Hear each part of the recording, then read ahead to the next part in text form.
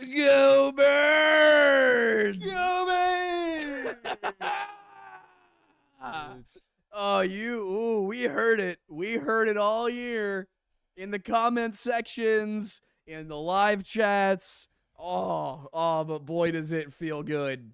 It's almost like some people didn't have faith in us, and look what happened. It's really lame, I gotta be honest. I mean, I will say there is somebody in the Chiefs world I feel bad for. It is John Hamm. Yeah. That was tough. That was tough. That was not his fault. That wasn't his fault. That was not his fault. It wasn't his fault. But that's not the only Philadelphia-oriented thing that we're talking about tonight. I will say it's a little ironic when in the video that went up Friday and the video that went up an hour ago, because YouTube is mean. They don't like when we talk about certain subjects. Yeah, I like how there's borderline adult content on here that remains fully monetized. Mm-hmm. But if we mention a self-driven effort to remove oneself from the world, well done. That's not okay. Yeah. Even though we've done it before, many times. I like how the appeal process, they're like, we've manually reviewed this and found that we are right. And I'm like, well, you're not. But is there a number of times I can use this word in a video? Like, give me some degree of consistency, you know? It would be nice, wouldn't it? Also, yes, for those of you wondering and curious, the hair... It's gone. Is in fact gone. The reason is because my buddy is a pilot in the Marines, and last weekend, not this past weekend, the previous weekend, I guess you didn't see me because we didn't do the show last week. Yeah. He got his wings for the Marines. And Red Bull really is crazy. They really do be going crazy. So I figured, well, I'm going to be on a Marine air base for a full weekend for somebody's ceremony that's very close to me. Probably shouldn't look like a hippie.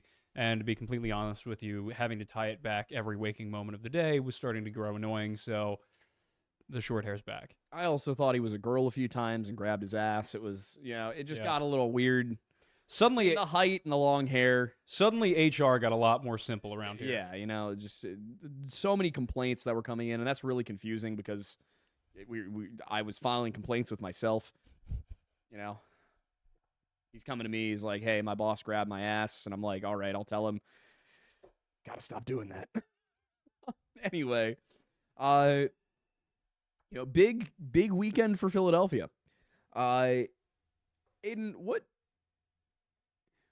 I got to ask, what's your favorite part of the real Philadelphia experiment story after we looked through? Oh, because, I mean, for those who maybe haven't seen the video, or for those who are just coming over from the video, welcome.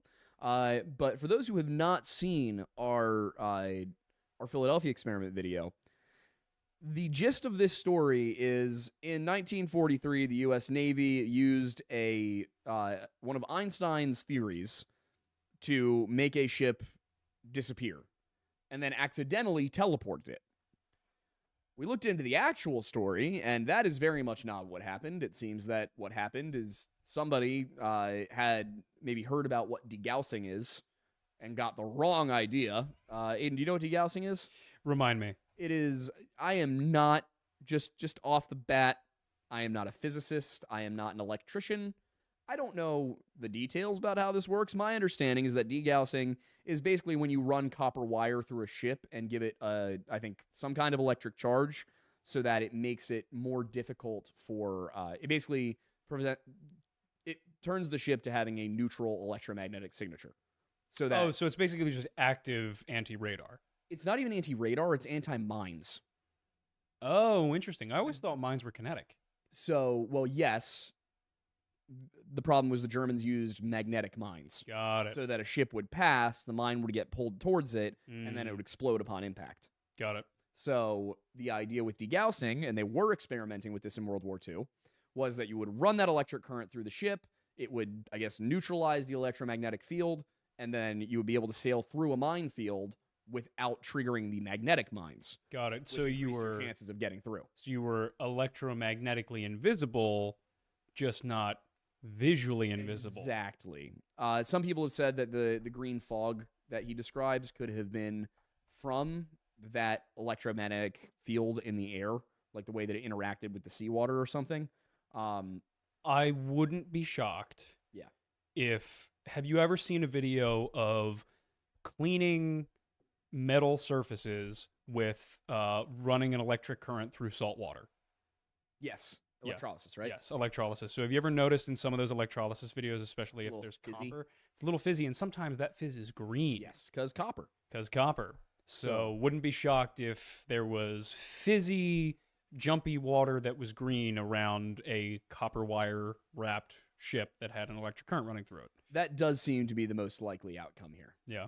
Is that somebody just had a misunderstanding. Now, what I didn't get to in the video, because the goal of the video was to talk about whether or not the Philadelphia experiment happened, what's the evidence for it, all of that. What I didn't necessarily cover was Carl Allen's reasoning. Because, yes, he was just insane to a certain extent. He had a history of pulling pranks that resulted in pretty awful things. I'm trying to remember, but off the top of my head, I can't. But basically, he would play pranks that, like, broke up a person's marriage. And be like, ha! Nice. I did it. Yeah, prank that's succeeded. Not a prank. That's just being an asshole. Yeah. So, it's like the memes where people are like, it's just a prank, bro. The prank, and it's, somebody being thrown off a building. Yeah, that kind of thing. So he was a kick streamer before kick streaming was a thing. He was like, what's that really annoying little twerp who walks around with a bodyguard bumping into people? I'm so glad I have no idea who you're talking about. Jack Doherty or something. Oh, that unfortunately sounds familiar. Yeah, the guy who like crashed a McLaren and like injured his friend in doing so, and then like continued to film himself for his stream while his buddy is like being attended to by paramedics. Yeah. I want to punch that kid in the skull. The skull. Not the face, not the nose, not the jaw, just the skull. Nah, the face, the nose, the jaw, all of that's cosmetic damage. Yeah. That's not what I'm going for. You're going for maximum concussive force. Oh, yeah. We're going to make... I want this kid and Tua Tagovailoa to be in a support group together. I'd say Antonio Brown, but I don't think Antonio Brown is... We're 10 minutes in. Yeah. Incredible. I don't think Antonio Brown is capable of attending a support group, and I think it might be dangerous for everybody else. Like a kick streamer. Yeah. So, anyway, there's one kick streamer I will mildly respect, and it's Aiden Ross, because that guy has no idea what the hell he's doing, and he just keeps going. Are you sure it's not because he has our name? No, it's not that. He spells it a stupid way. It's like A-I or A-D-I-N. You're wrong. Yeah, exactly. But no, he doesn't know anything that's happening. He's just going. Him and I show speed. He seems like he's fun. But point is, Carl Allen. I didn't get into it in the video. He did not have... It wasn't as pointless as it seemed, making this whole thing up. He did make the whole thing up, and it probably did come from some understanding of degaussing tests, because he was in the Navy at the time.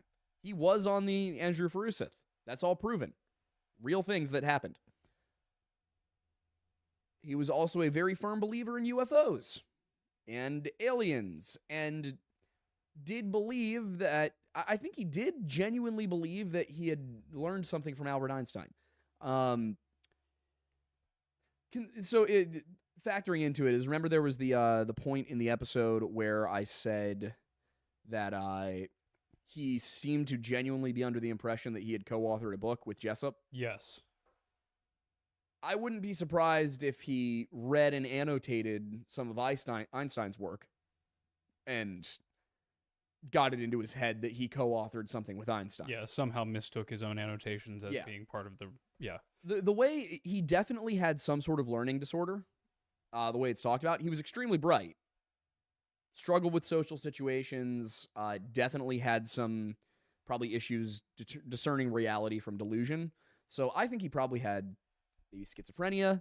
If you look at the fact that there are 3 people talking in that document, but he's aware that there's 3 people talking in that document and that they're all him. If it was dissociative identity disorder, I don't know that he would have picked up on that. That was all him. But I would not be surprised also if he had voices talking to him. I don't know. There are, like, multiple personality disorder. They're aware of the separate personalities. Sometimes. Yeah, sometimes. But, like, it's definitely possible. So, yeah, there are a variety of different things. If he was that bad, I think he would have ended up in an asylum. Especially being in the military. Where was he? That's the thing, is all over the place. Yeah, I mean, that might be why. yeah. He never stayed in one place long enough. But yeah, so this is a guy who definitely had some issues. He seemed to believe, and he said this later in life, I didn't get to go into it, and that's why this episode is called Carl Allen and the most whatever hoax of all time, because I wanted to talk about Carl Allen. Interesting guy. Seems to have been relatively harmless later in life. There was a woman who worked at the nursing home that he lived at in his later years that I believe was paid for by his brothers, even though his brothers couldn't stand him. But they wanted to keep him safe. He was their older brother, you know? They were taking care of him. He was crazy Uncle Carl.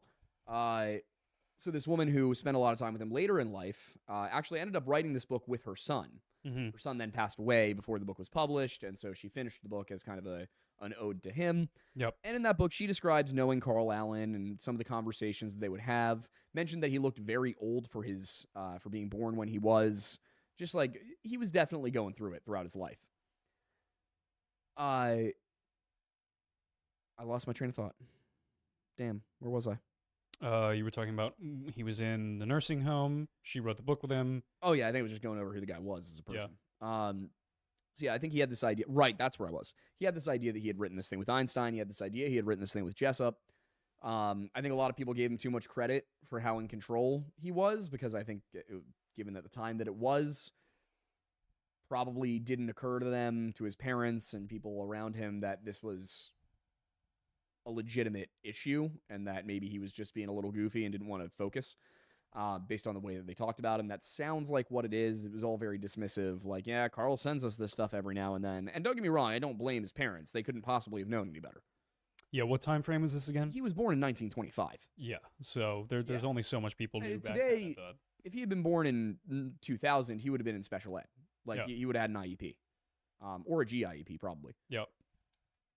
Anyway, he got it into his head that this technology, even if the Philadelphia experiment wasn't what he said it was, that this technology was real, that it could put us in trouble, that it could cause serious catastrophe, and that if it were to proliferate, a lot of people would be hurt in the process of advancing it.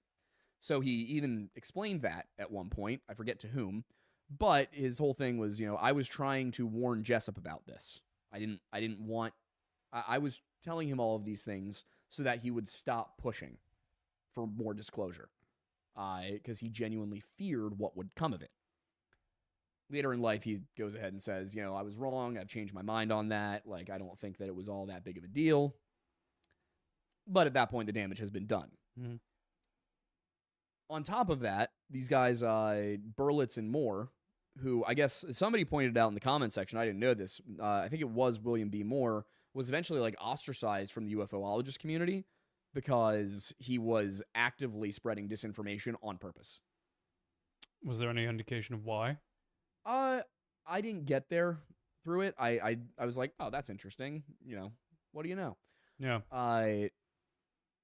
But it doesn't surprise me. It's, the same thing we've talked about Chan Thomas. Chan Thomas to me seems like he was probably similar to Carl Allen. Just a guy who got some weird things into his head and got really intense about it. But the fact that Chan Thomas got as far into the government as he did, while also having the mentality that he did and the beliefs that he did, and seemingly the lack of capable function, is shocking even for the time. Yeah. What's really shocking is how similar his stuff was to Jessup's, too. I mean, that's what was fascinating to me about looking into Jessup, and I'm glad I did this first, because as I've been trying to write that Ancient Aliens video, like how Ancient Aliens lies to you, as I've been trying to work that one out, I keep struggling with where do I start. It starts with Jessup. Believe it or not, it starts with Jessup. So it turned out it was good that we covered this story, thankfully.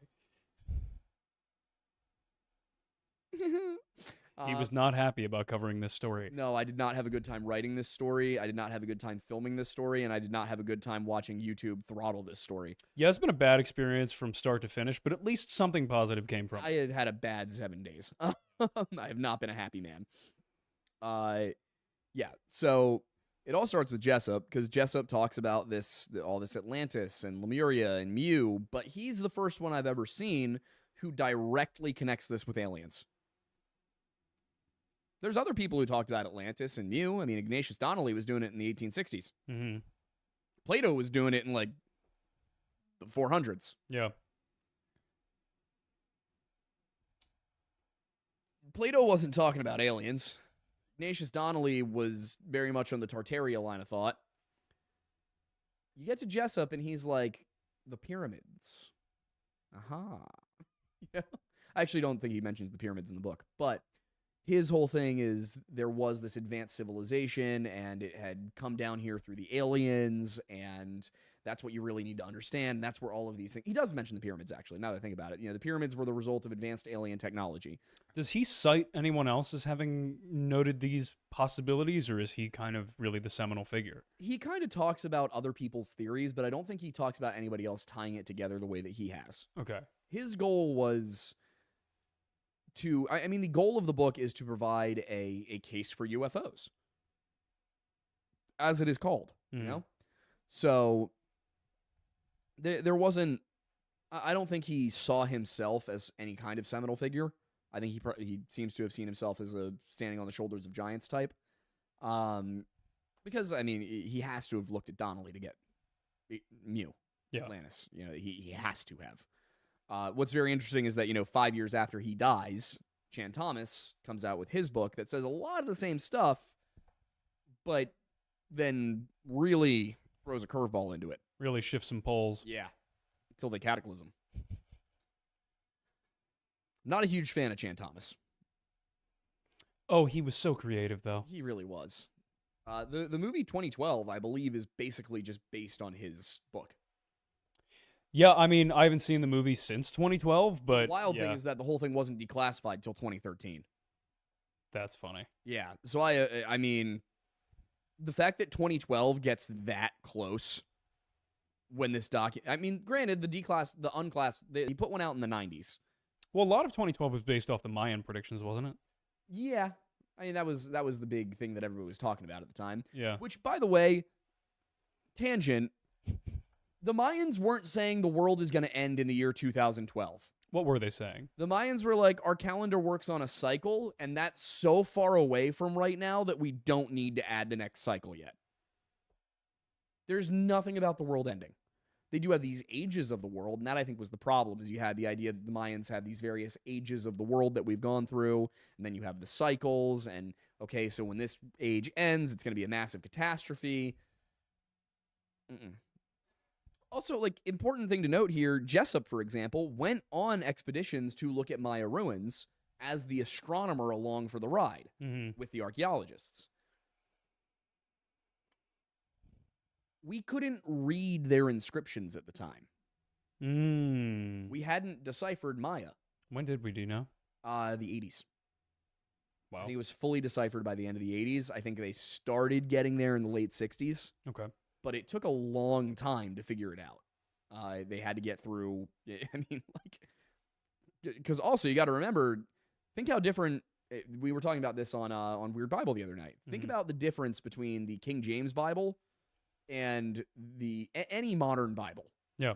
In terms of the wording. And I mean, even the King James we have sitting over there has somewhat updated spellings. Like the words are the same, but the spellings are not. That's 400 years. That means that the difference between the earliest Maya inscriptions and the latest is going to be massive. Probably not as aggressive as that, because as language gets more and more developed, it changes faster and faster. You know, the number of changes to the English language alone that have happened in the last 100 years is mind-boggling. Well, just on top of what you were saying, thinking back to Isaiah reading the 1611 version. And yeah, that's a drastically different, even though it is still technically a KJV. Yeah. Oh, another example of this that I love is Travels into Virginia Britannia by William Strachey. Okay. It's the one that we talked about when we did the video on Roanoke. Right, right. Where, I mean, he's using terms like, you know, if you got to a place and there were a bunch of chests, like storage chests, There were a lot of them. They were a little different from each other. How would you describe them? My Minecraft house. You might say there's many chests. There's a bunch of chests. There were a bunch of trunks laying There's around. a lot of storage in this area. Yeah, or you might say they're different or various. They use the word diverse. You know? They were doing DEI all the way back then, Aiden. Oh my god. Canceled. Diversity, expedition, Inquisition. and inquisition. I like it. I like it. But nobody expected it. Nobody expected it. Nobody expected the diversity inquisition Correct. on the expedition. Correct. So Strachey uses terms like diverse to talk about various. Okay. We'd use the word various usually. And I think a large part of it, because I think various comes more from French, if I'm not mistaken. But he also, for example, this is my favorite one. He's talking about he needs brave men to go ashore, men of ambition and fortitude. And renown. And renown, even. These are words we'd use. We'd say, that's very brave of you to do that. That is, you're very ambitious. Do you remember what word he used? Oh, I certainly to describe the party of men who went ashore? I certainly do. He needed a party of lusty men. So many lusty men. Yeah, I think that was quite a bit of the problem with British expansion across the world. Too much lust. Yep, they were just an excessively lusty culture. But he was sending these guys to an island that had nobody on it. Didn't matter. Lust was still a useful tool in the arsenal for them. So even just the various, the meanings of words change. To clarify for everybody that might be confused, the lusty definition at the time was not what we're inferring through the joke. It was closer to ambition. Yes. Ambition or bravery. Lust. The lust for treasure, you might say. Something like that. What was the translation of the sin of lust from the Bible at that time? Oh, it was still lust. Just lust was used a lot more broadly. Got it. So lust was to want. In the Bible, it's understood that lust is more of a sexual thing.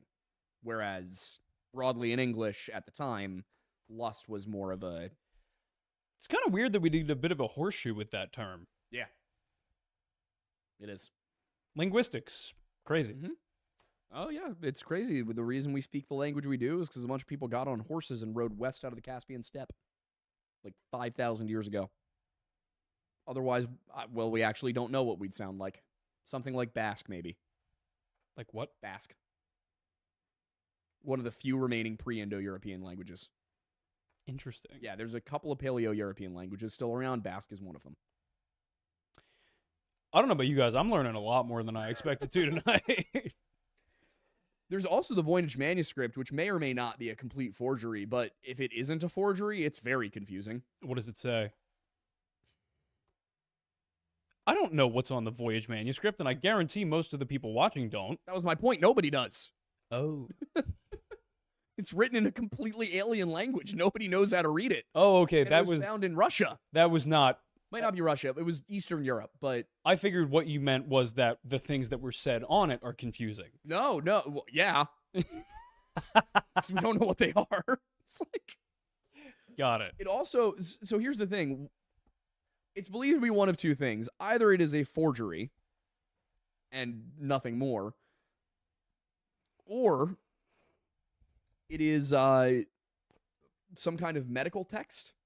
It's got a lot of drawings of various plants and herbs, none of which are recognizable to the area that they're supposed to be from, or really elsewhere.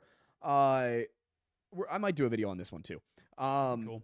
But it's thought that maybe it was a medical text, but nobody really knows from where or what it would have been used for because it's unique. We don't know what it says. Did they carbon date it? That's the problem. It carbon dates to around the time it's said to have originated. Which is when again? I think like the 1500s. Interesting. Yeah. That's why it's confusing, is because, why does the ink carbon date to the appropriate time period for this when If it was a forgery, it was probably in the 1800s, I believe. Is it possible I'll pull to it up really quick, forge carbon dating? Not on the back end, but on the front end. Because anybody could lie about the results of the carbon date from a lab if they really wanted to. Yeah, I don't think that the people running the labs are lying, though. No, I agree. But I'm just saying it's easier to do that than I would imagine than it would be to somehow create. Yeah, here we go. Okay, so it's the vellum. I thought it was the ink, too. I guess it's the vellum. I haven't seen. Maybe the ink does, too. I'll have to take a look at it. But the vellum, which is the paper, it was animal skin. Yep. That dates to the early 15th century. So they think 1404 to 1438. Stylistic analysis has indicated the manuscript may have been composed in Italy during the Italian Renaissance, but the origins, authorship, and purpose of the manuscript are still debated. But currently, scholars lack the translations and/or context needed to properly entertain or eliminate any of the possibilities. Hypotheses range from a script for a natural language or constructed language, an unread code, cipher, or other form of cryptography, or perhaps a hoax, reference work, glossolalia, or work of fiction. We have no idea what this is. Now, the one thing I will say... Could be Tolkien before Tolkien. Or it could be somebody like Da Vinci. Da Vinci wrote backwards, for example. Frequently or just... Pretty frequently. Interesting. Method of disguising words. Just for secrecy kind of deal? Got it. Or that might be just a myth that I learned when I was a child and never questioned, to be honest. Fair. That does happen now and then. But yeah, I wouldn't be surprised if it were something along those lines. But it's just weird. It's one of those weird things that we have it and we go, what is this? I put that up there with the Regius poem, the Hallowell manuscript, which is the earliest Masonic document we have. That is like extraordinarily Christian. It's explicitly Catholic. Which modern Masons not like Catholics? No, modern Catholics don't like Masons. Right. So I always find that one to be extremely ironic. Because the first document we have is Catholic. But it also says weird stuff about Euclid. And fabricate. God, I can't remember the exact term, but something about Euclid taking geometry and making masonry out of it. There's some philosophical thing going on there I don't totally understand. And this is the problem is I know a lot of Freemasons. I don't know many Freemasons who even know this exists. Really? Yeah. Because most of the stuff that Freemasons talk about is from the late 1700s. I mean, the furthest back anybody really cares to look at for the most part is 1717, the establishment of the First Grand Lodge. Even though the earliest meeting minutes we have from Freemasons are from 1599. Wow. That's 118 years between the earliest minutes in Scotland and the establishment of the First Grand Lodge. That's a long time. It drives me nuts that there's not more research into that. Yeah. You know, how do we get from this poem in the early 1400s, potentially late 1300s, that talks about some group bringing masonry to England in the 8th century, and then it developing into what it became. Especially because we know that if Freemasonry is supposed to be tied to the Templars, that's way too early. Templars didn't exist yet, so what was that? You know, they talk about. I think it's not Alfred. It might be Ethelred. Anyway, they talk about it coming to York in like the 700s. What are you talking about, bro? What are you talking about? But I guess if it was the aliens, it all makes sense. And seems like Carl Allen was right on their trail. Yeah. What I wonder is, Carl Allen, Carl Alien. Maybe he knew something. Maybe he was their attempted first contact. Oh my God, he might have thought he was. I feel bad for the guy for the most part. Like, he obviously had an untreated mental disorder. Yeah, like very intense or very intensely untreated for a very long period of time. Yeah, I mean, I wouldn't say it's quite as aggressive, but it makes me think of like Kanye, where it's like this person clearly is going through some kind of mental episode and is either rejecting or disinterested in help, and as a result, it's causing a lot of problems for them. Clearly, whatever happened with Carl Allen cut him off from his family in a pretty aggressive way, to the point that his brother wouldn't even let him meet his kids. Wow, it was that bad. His brother was like, Carl has nieces and nephews that he'll never meet. That's tough. Yeah. Because it was just, I mean, he was crazy. He was legitimately not with it. He probably should have been in mental health care in like an inpatient facility. Unfortunately, back then, that was probably not better. Even today, psych wards aren't great. He probably would have been better off in one. But what I think is so interesting about him as a person is that, he clearly wasn't with it, but at the same time, there was a rationale for him writing these letters to Jessup. Mm-hmm. He was trying to affect change in a way.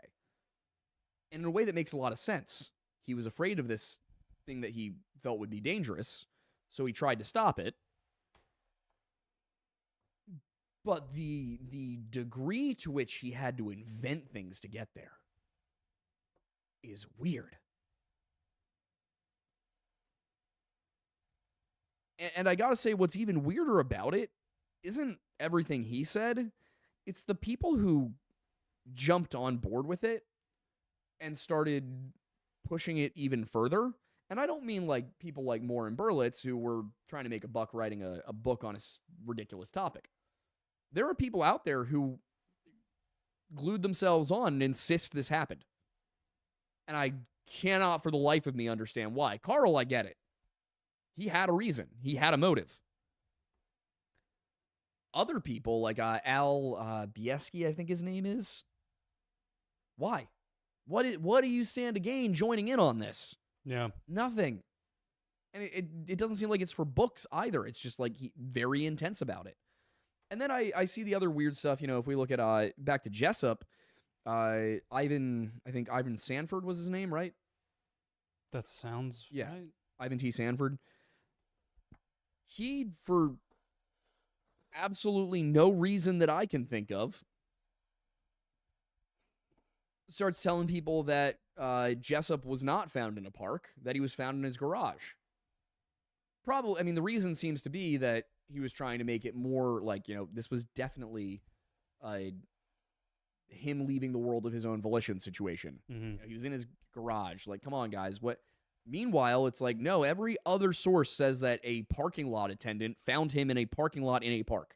Including, like, the official police reports. Including the official police reports. And we're talking about, like, Miami-Dade County. Yeah. This wasn't the FBI who swooped in and handled it. This was the local police.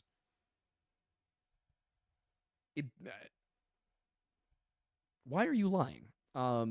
He also said that there were no statements about whether or not there had been a hose attached to the exhaust pipe, and that it could have just been the fumes gathered, like accumulated in the garage because it wasn't ventilated, and that's how he did it. But no, there's a few things. The police reports and the newspapers very explicitly say that there was a hose attached to the exhaust pipe, and that it was like a duct, like a hose for like a duct system. Mm-hmm. So it fit over the exhaust pipe, and that it was taped on. So whatever this was, it was very deliberate. Now, they didn't actually perform an autopsy, so if there was a different cause of death, that could have been hidden. The other thing is that some of the sources I read suggested, and the reason I didn't include this in the video is because I couldn't corroborate it. Some of the sources I found said that there were wet washcloths in the doors and windows to make sure that no air could escape the vehicle, which sounds very much like a premeditated attempt. Mm-hmm. That isn't something you do because you're just having a really bad day and you go, what if I just stay in the car and let the lights go out? the way it's described is that was thought out. And, there are a lot of people who said he had been talking like this for a little while. He and his wife were separated at that point. He had been in a major car accident. There are a lot of signs that he may have ended his own life. On the other hand, his wife seemed very adamant that he would not do so, and his brother visited him like a few weeks before all of this happened and didn't seem to have had any clue this was going to happen. So, it's weird. On the one hand, I wouldn't put it past the government to get rid of somebody just for what he supposedly knew. Oh, yeah, no, it's totally within reason. Like, could have been any number of reasons that could have happened. And one of my favorites is the Roswell incident. As I was reading about it, I always heard of the Roswell incident as, a bunch of people witnessed the crash, and then the government swarmed it, and the men in black were there, and they covered everything up and spirited away to Area 51. I'm looking at it and like, no, the Army basically said, we found a crashed saucer. That's weird. And then the next day, they're like, we didn't find a crashed saucer. What are you talking about? And then in the 70s, the guy who found the crashed saucer, the intelligence officer who was there, was like, oh no, it was definitely a crashed saucer. I don't think that needs to be aliens, by the way. That could very easily be, Could have been skunk works, could have been Russian. I think it probably would have been skunk. It would have been them probably testing some of that Nazi tech. Yeah, it probably honestly... Oh, we might get demonetized for that, by the way. Honestly, it probably... If it was skunk works, it would make a lot of sense because... Especially because it was an Army guy that got out there first. Exactly, because the Army guys wouldn't know anything about it. So they'd be like, this is weird. And then all of the classified people show up and they're like, hey, dude, nope. Also, when you think about... Do you remember how the aliens are described from Roswell? Small, lean, big heads, big eyes, all that fun stuff, yeah. Wearing like silvery jumpsuits. Yeah. Do you remember what the Gemini and Mercury mission spacesuits looked like? I'm assuming relatively similar. They were like chrome with helmets. Oh, right. Yeah. Which could have very easily, if you crashed and there was a lot of heat, it didn't penetrate the suit. Like it didn't burn the suit, but it did penetrate the suit, that somebody could shrivel. Yep, maybe get extremely dehydrated. Yeah, and then if they were wearing a helmet, it would look like a big head. Yeah. So, I don't know. I'm going to look into it. I'm going to do a video on Roswell now. Because it's almost like logically it makes sense. Yeah, that's... Also, when you look at the stuff that we do have and did have, it's not ridiculous. No, not even close. I don't know. The more I look back at stories that we cover from like the 40s through the 60s, the more I am just astonished at how much stuff happened. Yeah. That period of time specifically is filled with so much weird stuff compared to every other period in American history. There's so much stuff that makes sense. A ton of it. Yeah, every once in a while we get something weird like, there were gorillas in California. What's a gorilla look like? Nobody knows yet. Nobody's brought a picture of a gorilla to America at this point in time. They had only the gorillastrations. But that's like a brief period. It's not even really a brief period. It's just a bunch of incidences of this in a short time frame. It's like, okay, that's weird. We can talk about that, but nowhere near the level of high strangeness that we look at in the 50s. Yeah. No, the 50s was a wild time because you had a proliferation of a lot of mass media communication first hitting a lot of different homes. You've got a mass understanding of physics and science on a more widespread level, not at a high level of understanding, but people are aware of it. The bomb was just dropped like 5 to 10 years prior, depending on when you're talking about. And at the same time, you've still got like a large population of the planet taking like lithium. Yep. And, the original recipe of Coke and things like that, where it's just a really weird blend of variables that make for a lot of interesting circumstances. God, could you imagine how utterly destroyed any person from the 1950s would be if you gave them 20 minutes on conspiracy TikTok? Oh, they'd lose Absolutely their mind. one shot. Yeah. Just gone. Yeah. That's if we ever have a time machine, that's what I'm gonna do. I'm gonna go back to like 1952 and show some middle-aged housewife conspiracy talk, and just see what happens. Show them Star Wars and say it's a documentary. Some of them will believe it. I mean, that's the thing. Take the Joe Rogan podcast when he has people on who have out there ideas and just make it worse. Yeah. Like, no, bring Bob Lazar back to 1952. oh my God. Poor Bob Lazar. I have no idea what happened to that man, but he's broken. What do you mean? The UFO guy? Yeah, I don't follow info about him, so what happened to him? Oh, I saw him on Rogan years ago, and just the stuff he was talking about, it's like... Well, element like 115 and all that, yeah, but like why is No. I mean, he was talking about how the government, like, the CIA destroyed his marriage. Oh. Yeah, like, he might just be insane, but if he isn't insane and the stuff he's saying is true, then the government screwed this guy. Well, considering if the story's true, what he did... Yeah. Wait, which thing are you talking shocking. Specifically, like, that he worked at S4, started leaking a bunch of information about S4 in a variety of different ways for decades. Like this was like back when he was working at Area 51. Yeah, S4 was part of Area 51, Okay, gotcha. according to his story. Gotcha. And that's the thing, is like, he was working there, he was seeing all this stuff, he was working with all these things, supposedly, allegedly, and then he started leaking a bunch of this information, and it's like, yeah, well, if you're working at the most secret portion of Area 51, and it's supposedly all this is true, and you have insane levels of security clearance, if you start breaking those contracts, what do you expect? Exactly. So, I don't know. I mean, the one thing that gets me with Bob Lazar is that I can't imagine UFO research being any less compartmentalized than the Manhattan Project was. So, What do you mean?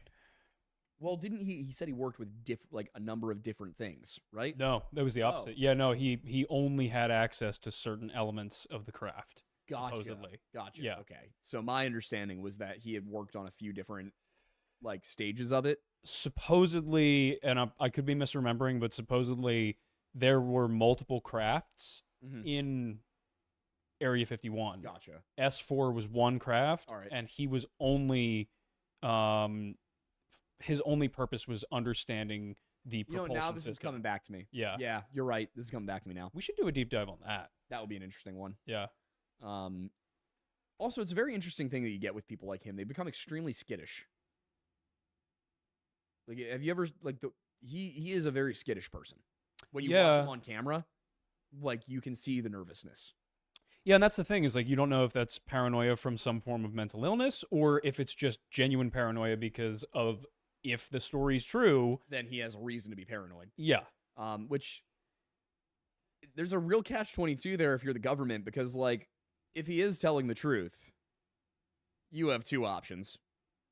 You either let him keep going and hope everyone thinks he's crazy, or you shut him up. In which case, everyone immediately thinks he was telling the truth. Yeah.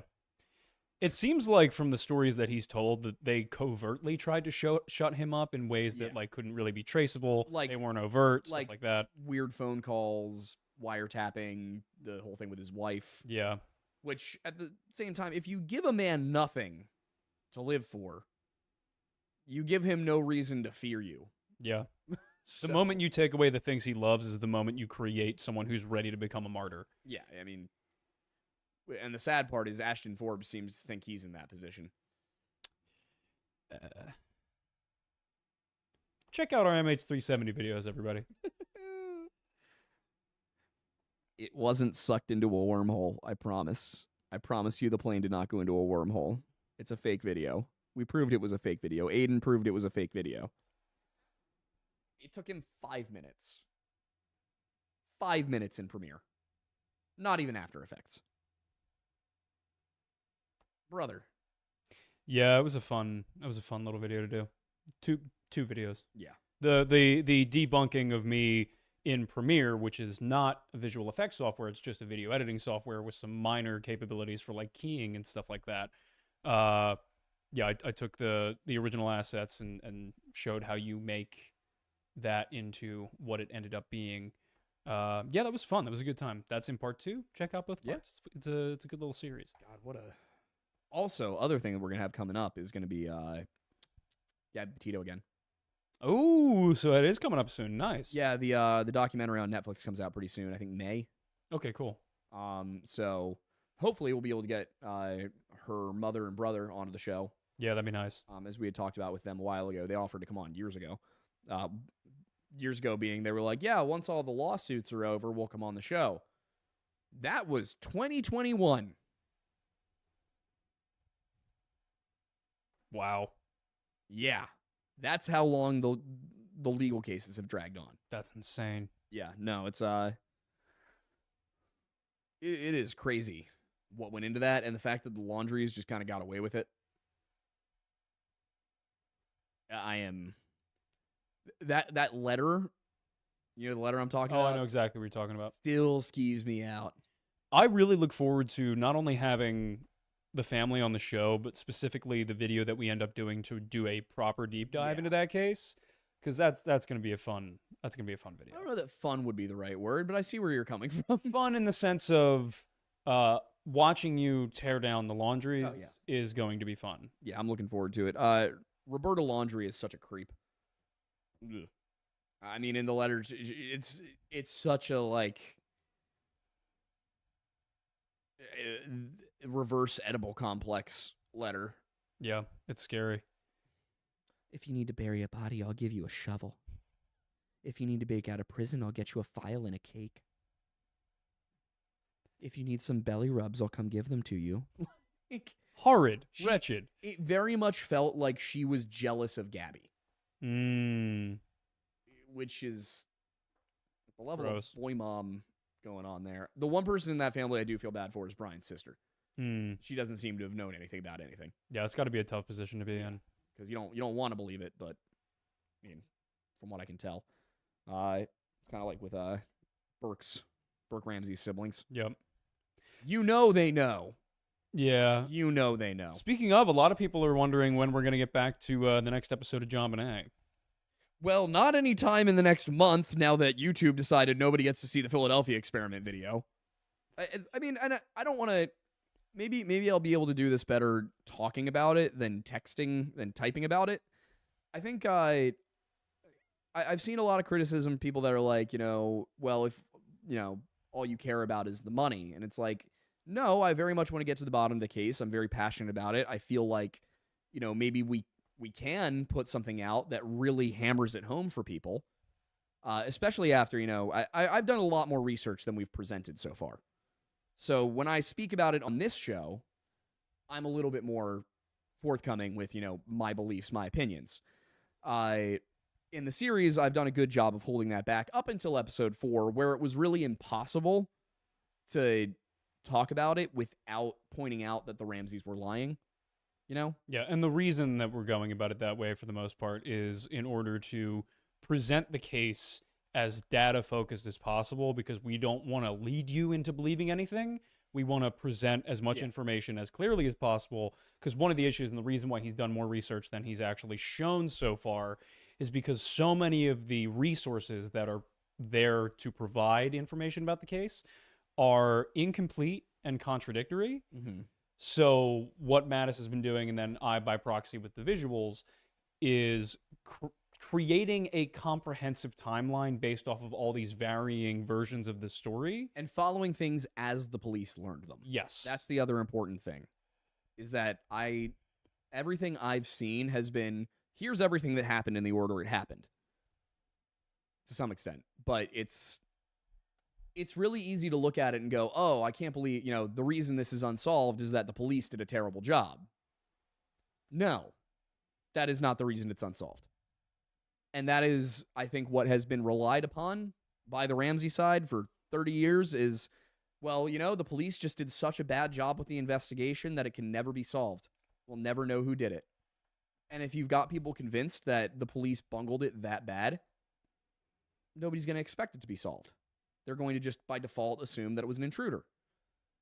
When you start to look at how the police investigation actually went and you see how many times the Ramseys stonewalled them, it becomes very clear that the Ramseys were deliberately hiding things and trying to avoid the police being able to investigate. As they tell the media, we just wish the police would investigate. You know, and the thing where John's like, you know, we want the full resources on this. Meanwhile, his lawyers are preventing things from being tested. So that's why we want to lay it out the way that we've been doing it. But in order to do that, it takes a lot more organizing, a lot more writing. So the research, it's not as straightforward as usual, where I can do an episode and I can just go, all right, here's everything that happened in the order it happened. I have to go, okay, I know this, but I have to set this aside because the police didn't. So it's a much more intensive project, which is why the episodes are about 40 minutes, why they are so time-consuming for me, and why when I put one out and it doesn't get any traction, it's just kind of a morale hit at a certain point. You know, I put a lot of effort into this and then nobody sees it. But more importantly, you know, as I'm sure, I think people get this sense watching YouTube that almost that we all, I think people have a warped understanding of how much money YouTubers make. And don't get me wrong, we are comfortable, we do well, but we can't take that hit every month. You know, there are certain things that could insulate it from that. You know, if we had 10 grand coming in every month on Patreon, I could go ahead and cover JonBenet once a month without worrying about how it does on YouTube. But the thing is, if a JonBenet Ramsey video comes out and it does terribly, that does a number of things. First of all, it cuts our income. And we do not operate on a very large margin. We have basically every single bit of money we bring in gets spent, either on improvements to the lodge, on salaries. We're trying to hire new people. We're trying to get more editors and some research help so we can produce this level of content, this level of quality as consistently as we have. But in order to do that, we need to be making more money than we just alone are able to survive on. So that gets us to a point where if a video doesn't do well enough, we can't take that risk over and over and over again. And I don't want to make a post on YouTube that's basically like, hey guys, please pay for the Patreon so that I can make the video. I don't want to do that. The reason I came out and told everybody, hey, the schedule's probably going to change on JonBenet a little bit, is because I didn't want people to be like, where's the JonBenet series? Why haven't you made another one? And then me just kind of cryptically being like, it's coming. I wanted to explain, like, hey, we're still going to do this. We're still focused on it, but it's going to have to taper down a little bit. We cannot be doing a video. It would, imagine you run a car dealership, and every month you sell 10 new, or every week you sell 10 new cars. And then one week, randomly, you only sell 5. All right. Okay, well, the next week you're back to 10, 5. At that point, you look at business and you go, something's not working. And you start to see that you're not going to be able to make payments on things. You're going to have to consider maybe cutting hours, things like that. With any business, if you're not bringing in money, you can't operate. And this is a business at the end of the day. It's a business that we love and that I adore being able to do. And it actually sucks for me. I mean, I know a lot of people have been critical of that and that we're, basically saying that this is a money issue, because at the end of the day, it is. I hate that I'm not able to keep working on this. Aiden knows this, by the way. I would love nothing more than to spend the next 6 months doing nothing but JonBenet Ramsey. Let me clarify as well. That's how we both feel, because by far, mutually, our favorite series right now is the JonBenet series. It is the most fulfilling for both of us, for him doing the research and presenting, and for me supplementing his research in the video format with all of the visuals, all the different content that I put on there as well. There's something about that story and the fact that it truly just, in our opinion, has not been effectively told in a cumulative way as we feel it should have. That it's just been really nice to be able to do that in the manner in which we have thus far. So to echo what he's saying, it really sucks that we're in a position where we're not able to do it as frequently as we would like to. Yeah, I mean, I genuinely, I think it's some of the best writing I've ever done, some of the best research I've ever done. Definitely. I want to make the JonBenet series. I would love to be putting out a JonBenet video every week, every other week, something like that. The problem is that we're looking to hire a full-time editor. And if it were just the two of us, we could take that risk. We can't take that risk once we have employees. You know, we're both trying to build families. Like, we're trying to buy houses. So it's different. We're not insulated. We're if we could make more money, that would help. But we don't want to beg you guys to, you know, spend your hard-earned money on our stuff. We do if we, and I think this is the other thing is people, I think, get it in their head that, like, you know, we're looking for more on top of it. No, if each video that we put out did 500 views in the first month, we'd be golden to do more. 500,000, you mean? Yeah, 500,000 views the first month. We'd be golden. But they don't. Once they get to that point, if they do get to that point, that will be amazing, because we'll be able to do one of two things. Either I'll be able to take a week off, not take a week off, but take a week off from posting, and every month have a video that I got to do 2 weeks of research on. Or we'll be able to, you know, put out more content, put out better content. Like, that's where we want to get to. You know, if we're at that point, if we have 500,000 views on 3 videos and then 150 on one, we can absorb that. What we can't do is absorb videos that do half as well as usual week in and week out. And a lot of people brought up, too, sponsorships. And they were like, well, why does it matter how many views the video gets if the video has a sponsorship on it? It's because the worse the videos do overall, we get paid on an average when we're negotiating deals. So if our videos start doing worse and worse, the sponsorships bring in less and less money and eventually get to the point where we're not getting them at all. So what I'm trying to say here, and I'm not trying to complain. I don't want it to sound like I'm complaining at all. I'm not. I want people to understand that it's not an issue of like, well, you guys don't like it enough. You guys don't care enough. No, you guys care. I care. He cares. We want to get it done. But from a business perspective, it's just not feasible at the moment. So I'm working on ways to make it work. One of those, to be totally transparent, was talking about taking the cold case stuff and bringing it to another platform where it would be a paid subscription-based thing, but it wouldn't just be to us. It would be Pepperbox, for those of you who are familiar with Unsubscribe. So it would be for anyone who's on Pepperbox, you get access to that. It's $8 a month. But then there's the other thing where people are like, well, what about here on YouTube? You know, when do we get it? Like, what if I don't have the $8 to spend? It's like, well, I want it to be available for you too. That's why our Patreon is so cheap. The reason our Patreon is only $1 is because we don't want it to be a barrier. We want people to be able to go there and get the content and see it. We, you know, early on, I even said to him, I was like, you know, if we start doing well enough on Patreon, maybe we could just turn off ads on YouTube entirely. And it quickly became obvious that wasn't feasible. But I mean, like, honestly, if it was just you and me, and we were bringing in the kind of money on Patreon that we bring in on YouTube right now, I would turn off ads on YouTube. If we weren't trying to grow, if this was what we were good with, that's not it. You know, he wants to make movies. I want to make video games. We want to be able to provide jobs for some of our close friends who have been, you know, supportive of us since the start. So yeah, to end the long-winded diatribe here, I want to do the JonBenet series. I don't blame you guys for me not being able to do the JonBenet series. It's just the way the circumstances are right now, and I hate it. I would love to be back on it. It drives me nuts that this week coming up, I'm doing, you know, don't get me wrong, I'm interested in doing the Missing 411 case. I'm looking forward to it. It's going to be Dior Kuntz. It's one people have been asking for forever.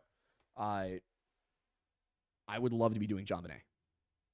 I feel like that is a case where we can actually make a difference, maybe. But it's just not feasible right now. So I was planning on doing one this month, for the record.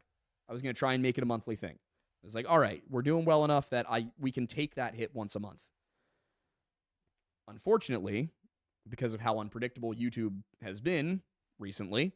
And they've, again, nuked one of our videos that we had to re-upload tonight. That basically means that I have to take a risk. Either I say, all right, well, we're still going to do the JonBenet video. And if it doesn't do well, then our revenue declines by a quarter. Or I have to wait a month. I'll be honest, it might work out that I can do them more frequently over the summer when our viewership is at its highest. I mean, during the year, that's our best season. I'd love to be able to do it then. But yeah, I guess what I want to say to you guys is I am very passionate about it. I know you guys are passionate about it too. I'm not blaming you guys. You're not the reason that we're not doing it. YouTube's algorithm is. You know, I can see the analytics. I can tell when the platform isn't showing the video to as many people. Because on the JonBenet videos, we frequently have exceedingly high click-through rates. Like 8 to 10% compared to 6 to 7 for our normal videos. But they get fewer views. So I know YouTube isn't pushing it. And there's just nothing I can do about that. I'm working with our partner manager. I'm trying to figure out how we navigate this. I'm actively, we have a meeting with him, I think, in a couple of weeks to follow up on some stuff and try and figure out how to make this work better. I'm trying, guys. I really am. I don't want to have this kind of space between series. I don't want to have to end a series early. Right now, I'm trying to figure out how the hell to do the Pennsylvania series.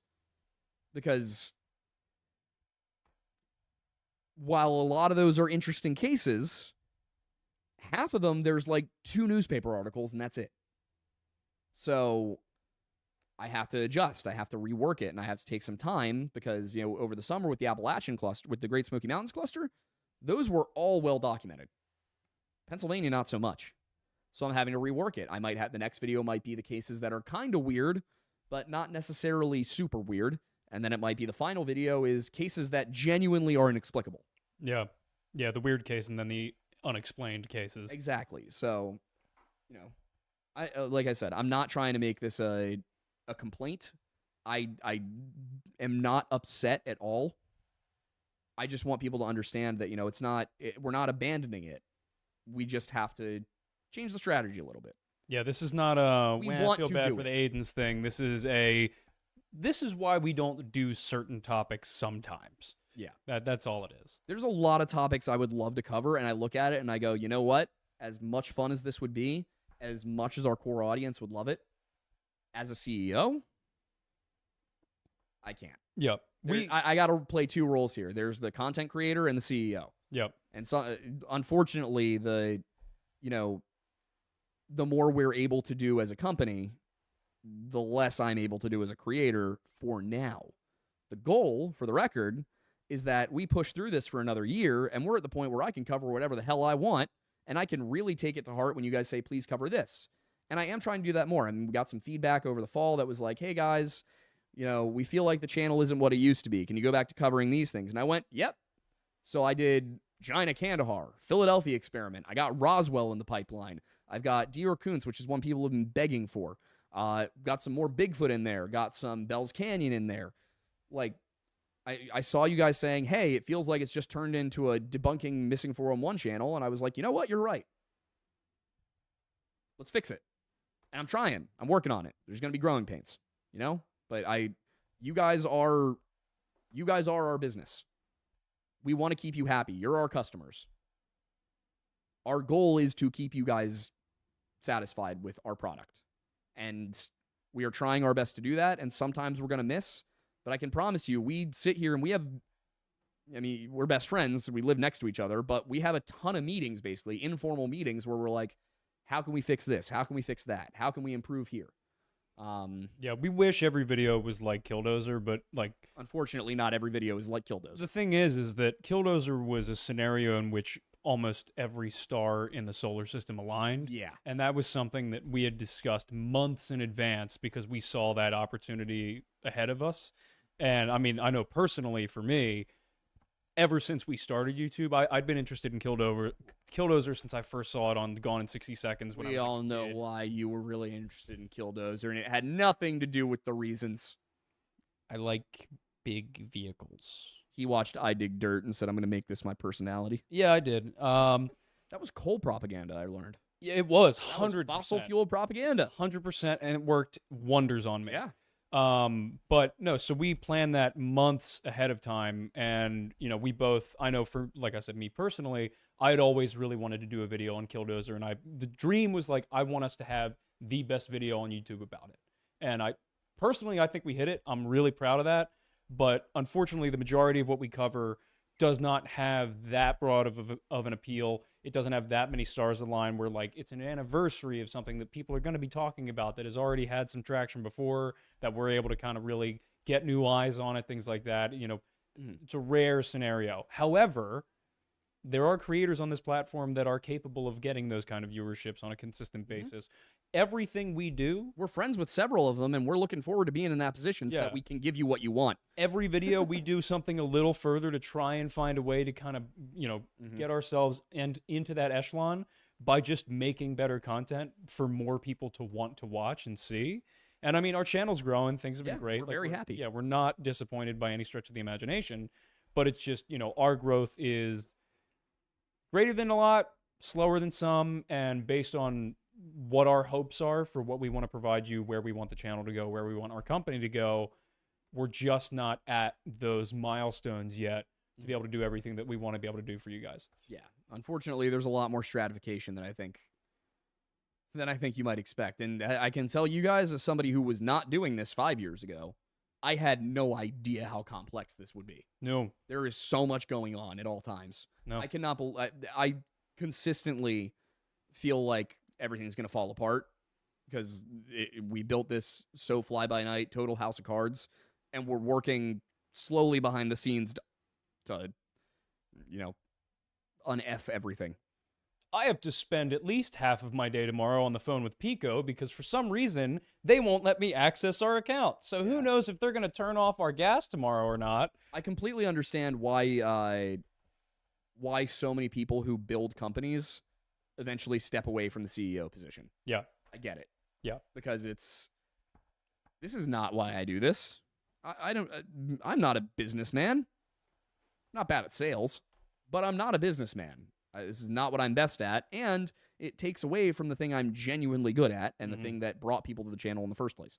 So with all that said, I hope that explains a little bit more of why the channel looks the way it does right now, why the topics are what they are. I know a lot of new people came in from the John Bonet series and are maybe a little confused about why we're not doing it as frequently. And those are growing pains. It happens, but our hope is that, people understand, like, this channel covers a range of topics. There was one rather funny comment where somebody said, like, if you want to cover other topics, you should break out into, like, different channels and do it. I'm like, first of all, already doing that. Second of all, the true crime stuff is new. Like, that started in 2024. We covered Gabby, but that was because it was... Didn't we do some smiley face killer stuff in 2023? Yeah, but that was more like... That was more like urban missing 411. Yeah, that I saw less as true crime and more as, like, unsolved mystery. Fair. And there was always a bridge there. Yeah. I was just deliberately avoiding not taking it. Yeah. Yeah, it is always entertaining to me that 2022 was essentially just, like, missing 411 straight through. Mm-hmm. Yeah, it happens. But, that's how it goes. I know we have super chats, a lot of them. Thank you guys. Yeah, thank you very much. Definitely going to help make up for the video. Yeah, without a doubt. Also, the only other thing before super chats was in terms of things that were layered and very, like, well thought out. So I learned a couple of things about the halftime show after watching it. Okay, this is a change in conversation. Yeah, but this came into my mind a half an hour ago. So apparently, do you remember you can hold on to thoughts for half an hour? Sometimes, yeah. You remember the two women who, the one singer SZA, and then the other woman who was dancing? That was Serena Williams. Yep, that was Serena Williams. Yeah. Apparently, both of them are exes of Drake. Oh, I knew that Serena was. Yeah, no, apparently both of them are. And you remember the A that he had Yeah, on the chain? A minor. Yep. Some people during the watch party were like, is that an Amazon A? And then it was like, no, that's the lowercase a, such as A minor. Oh, man. Yeah. Yeah, that man has so many layers to everything he does. That was impressive. Yeah. Yeah. Also, I will admit, I've seen a lot of people talking about the symbolism of the performance and how it was a protest, and I gotta be honest, I don't know what the protest was. Really?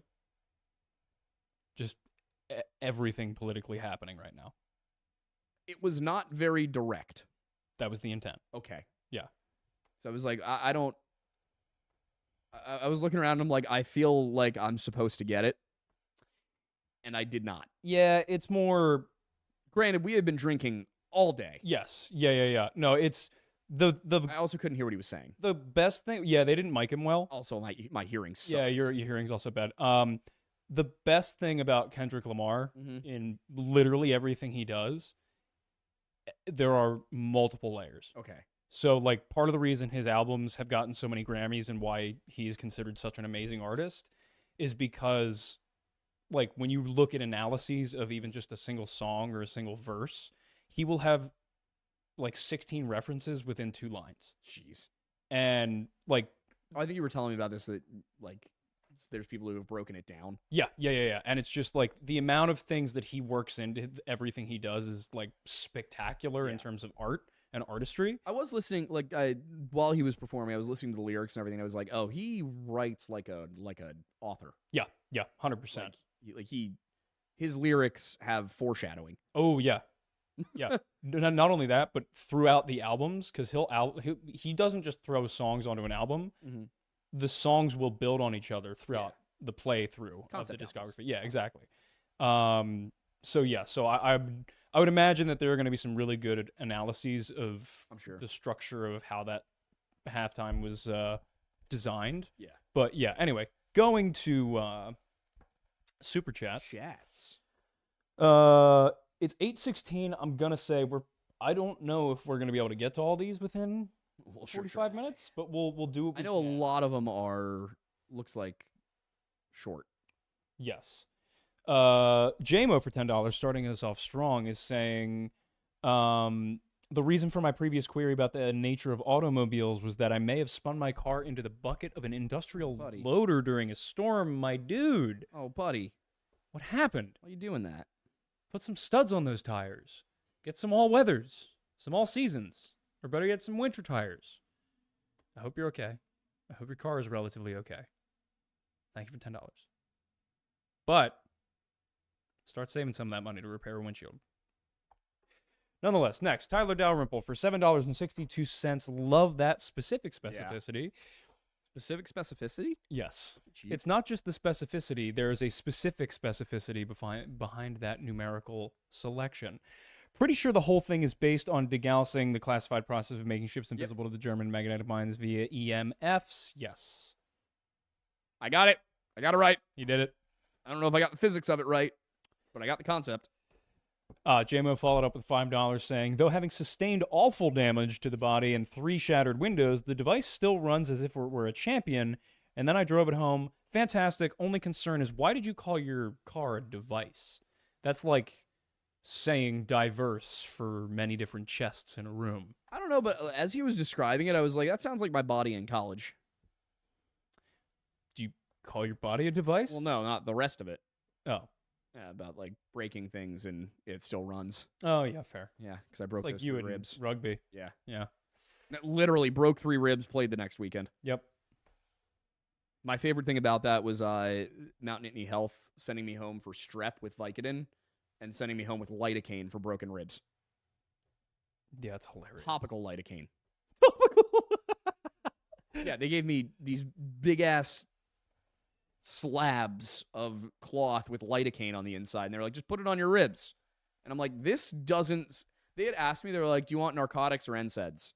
And I was like, well, if I say narcotics, I'm definitely not getting narcotics. Yeah. I should have said narcotics. I just straight up should have said narcotics. Dude, I could have been in that last game against media off a perk. I could have been doing stuff they'd never seen before. they're really stringent about them nowadays. Apparently, they weren't when we were sophomores. No, but not long after, Mm-hmm. because I have Is had that when the movie came out?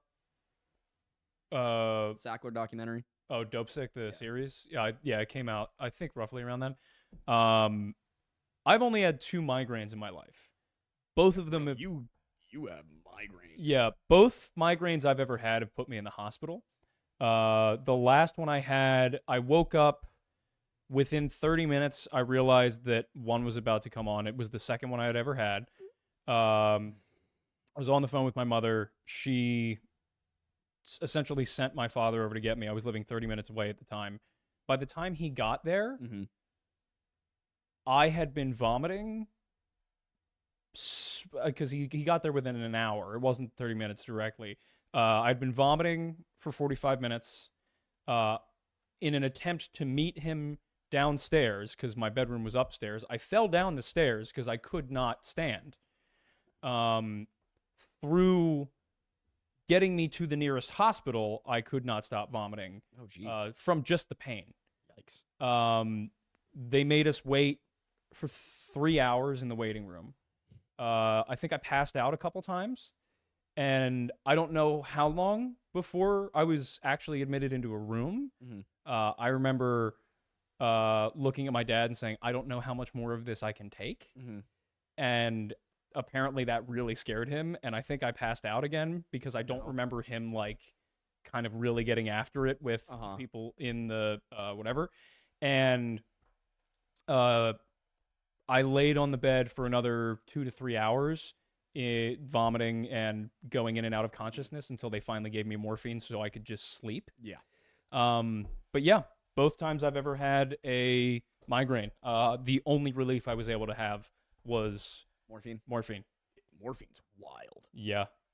I never experienced any wildness because my body was so exhausted Mm-hmm. after each that I just slept. I think the first time I slept for like 12 hours, and the second time was something similar. They did give it to me in the hospital for the ribs. It was if you've never been on it, it's a weird experience. You're in pain, and then your entire body is just warm. Interesting. Yeah. Like, like, there is no pain. You like, forget what pain is. Man, that sounds nice. You understand why people get addicted to it and why they are so strict with it, because it's one of those things that you feel it and you're like, oh, I wish I could feel like this all the time, and then you're like, oh, that is why they don't give this to us. That is why I cannot buy this over the counter at CVS. Yeah. Like, this would be bad. Yeah. But when you got broken ribs, It's a nice relief. Yeah, it's nice.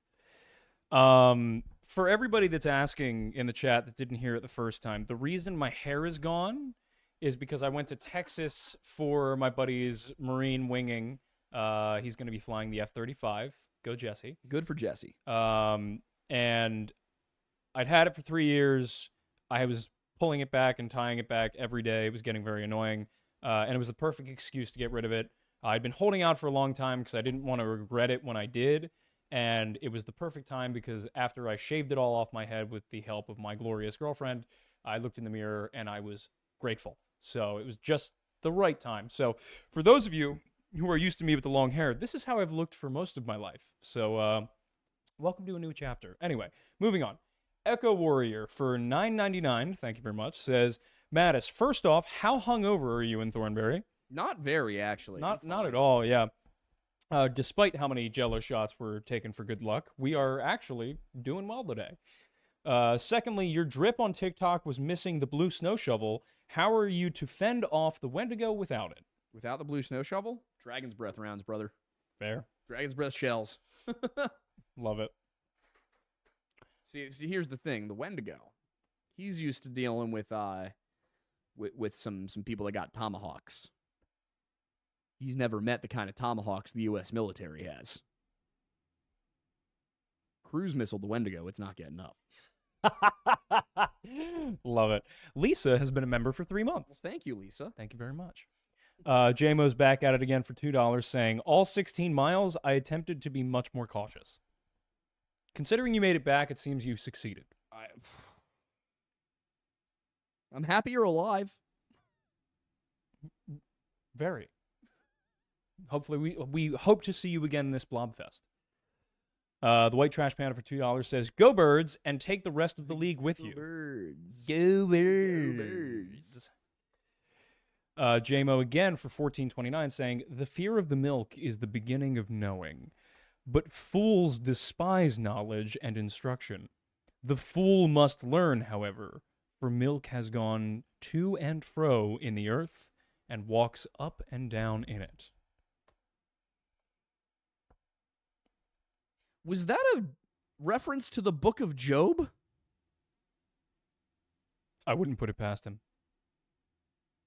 Was that a reference to the book of Job?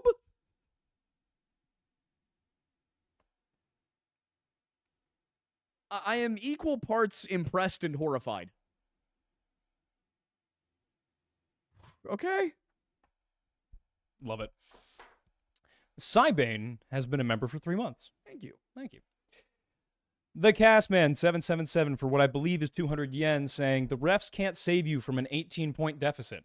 No, they cannot. They definitely can't save you from a 34-point deficit. Yeah, that's so true. Was it 34-0 at one point? It was, yeah.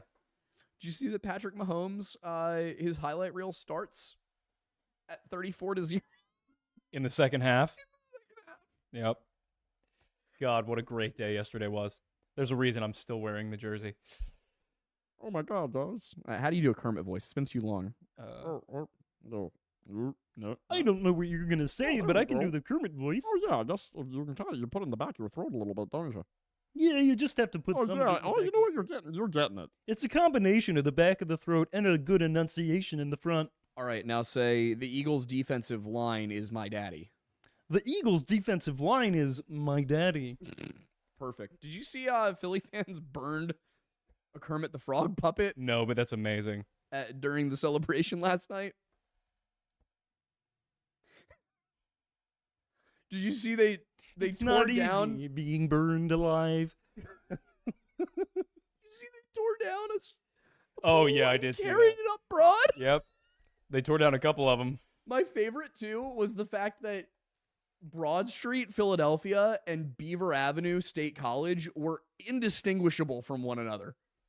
If you Yeah. saw pictures of them, the Yeah, only way you could tell the difference was the buildings. Yeah. There were multiple things that they showed. Like, I couldn't tell, like, is that Bourbon Street or is that Yeah. Broad or is that Beaver? Like, where are we right now? Yeah. I do remember when I was at Penn State and we won the first time, people got pepper sprayed. There were riot cops. I got chased off of the Hub lawn by riot cops. Yeah, Sorry, not Old Hub, Old Main. The best part, they chased us off of the Old Main lawn. We walked across the road to the Hub lawn and did the same stuff. Incredible. Except my friend Eddie did jump off of a balcony and into a bush. Had to get like several stitches in his hand. Yeah. Also, he was a Steelers fan. The Steelers fans were as excited as we are. Some random girl who was a Patriots fan tried to we were all having a big snowball fight, and I didn't even throw one that hard at her. I just kind of lobbed one, and it hit her in the arm, and she decked me. I was just caught off guard. I fell over. Her boyfriend comes over. He's like, I'm so sorry. She was a Patriots fan. Her boyfriend comes over. He's like, I'm so sorry, dude. That's incredible. I got to say, one of my favorite parts about being from Philly is seeing all the memes of the rest of the country being like Philly, whether they win or lose, and it's just Armageddon. But everyone forgets that the country was founded here, but that revolutionary spirit still resonates. It's just running through our veins. We got to let it out now and then. We don't have a reason to let it out except for sports. Imagine if you took that away. Imagine if you took that away. Imagine if you took that away. Also, we're just really good at taking down dynasties. Yeah, apparently we are the king killers. Dude, all the Avengers Endgame edits that I saw on TikTok before that game, I was like, there was not a doubt in my mind. Yeah. I was like, oh, this is Jalen. Here's the thing. I expected Saquon Barkley to win that game. Jalen Hurts won that game. Yeah. I will admit, I have been a hater since the beginning. Jalen Hurts was drafted, and I was like, what a boneheaded move, Howie. You dumbass. And then Jalen Hurts did not do very well his first season, and I was like, start Flacco. I literally was like, start Flacco. Whoever was sitting behind Flacco, I wanted them to start him too. Maybe it was like Sudfeld. I don't know. Studfeld, you mean? Yeah. I was like, bring back Wentz, put Foles, go grab Foles wherever he's at. Yeah. I hated Hurts.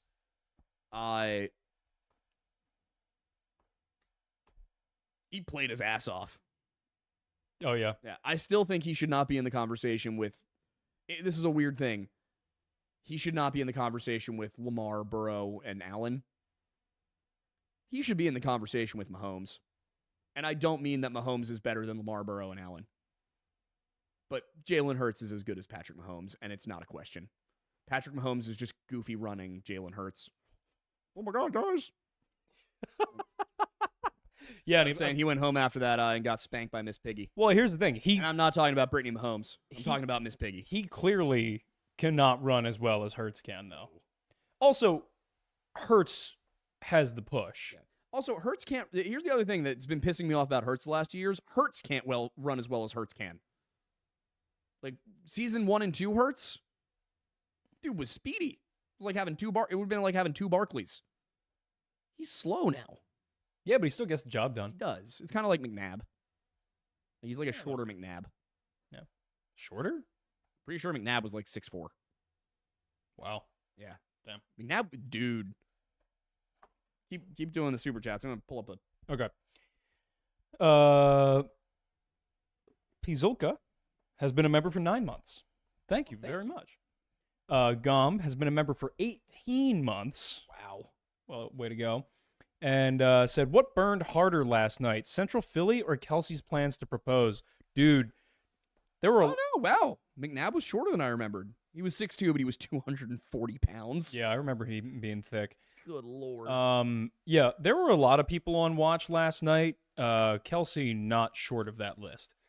He looked like he was going to cry. No, he he definitely there cried. were tears, yeah. Yeah. It ended in tears for Kansas City. Which, honestly, bitch made. Bro, you beat your brother 2 years ago, and he didn't cry. Yeah, he was just proud. I think he knew he was going to that hotel room, and he was gonna have a bad night. He was gonna get tied to the bed face down. There was it was Taylor Swift with like a oar to a canoe or something. I don't know. To a canoe. Like whack him a bunch of times. It's like, you feeling like 22 tonight? Feeling like 22 tonight, Travis? Yeah. Oh, yeah. Yeah. Call her daddy. I'm surprised. Has she been on that? I don't know, which is astonishing considering Kamala Harris has been. Yeah. I said astonish and then Kamala Harrising. Whew. Amazing. I am EP. The real William White for 223, love the specificity. How do we know that? Is saying, on the topic of Aiden's butt, calendar when? We're working on it. We're shooting it very soon. See, here's the problem. You guys wanted a sexy calendar. You're going to get a calendar. Yeah. Turns out, aging does not make it easier to get in shape. No, it's going to be ironic. We should have done this. We should have done this like over the summer when we were in better shape. Yeah. We're going to... But you're going to see us in cutoff jean shorts, sleeveless flannels, open, It's going to be hot. For someone. It's going to be something for someone. Yeah. Nexus for $9.99 says, even though the Philadelphia experiment almost certainly didn't happen, the story behind the hoax is still interesting. Oh, yeah. That was my thinking. Like, as I got through it, I was like, well, the experiment itself is kind of lame, but the story's wild. It is. Duo Black Rose sent to for $10 saying, also, if you need to know what Jeep accessories are junk, just DM me on Twitter or Discord. I worked in the returns department for Extreme Terrain for 2 years, and heard you might be looking for a local church. Mine is nice. We're sponsoring a mission trip to North Carolina to help rebuild at the end of March. DM me and I can give you the details. We'll do also... Thank you for sending this. Just got this in the mail today. Much appreciated. It was probably delivered sometime in the last month, but we never check our mail. That's We're true. probably going to go bankrupt because of that for some reason. Yeah. But yeah, thank you. Sounds fun. Keep us updated on the trip down to NC. And yeah, we'll definitely let you know if we have any questions about Jeep stuff. Sergeant Buck has been a member for 5 months. Well, thank you. Thank you very much. Renee Delosier for $4.99 says, trans people should be allowed to serve. Big balls no matter what the gender. Much love from Mississippi. Yeah, I mean, there's a job for everybody. I feel like we ignored a lot of that comment.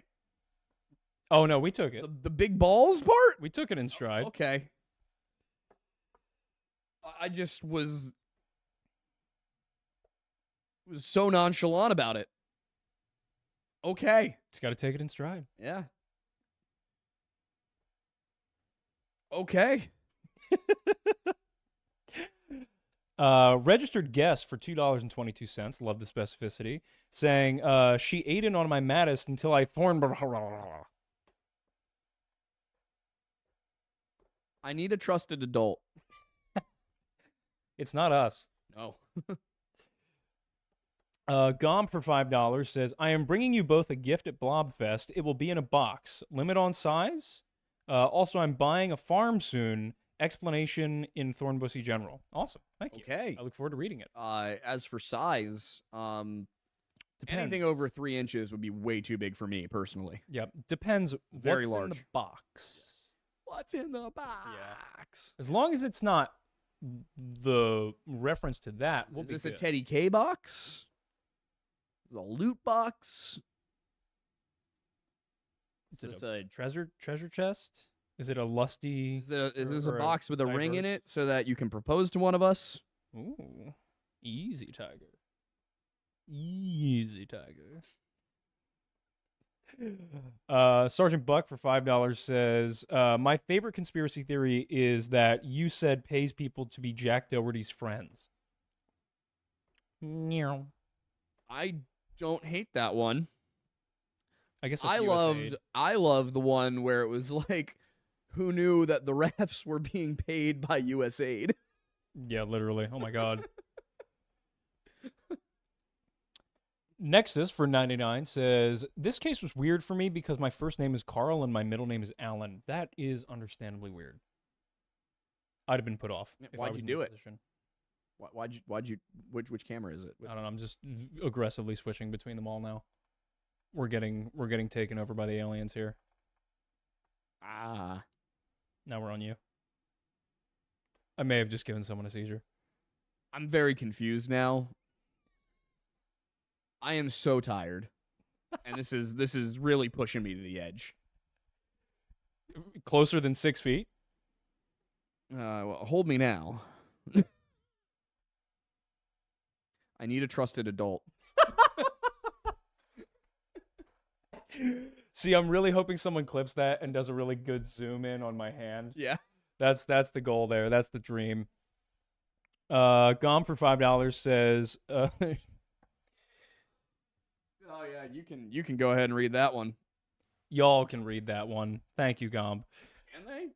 No. Apparently I can't read my phone's location on the desk either. T-Bud has been a member for 3 months. Thank you. Elena DeHowler Werewolf Queen for $4.99 says, in both of your opinions, could somebody realistically draw inspiration from this story to make a ship invisible to radar, but not visually, of course? Yes.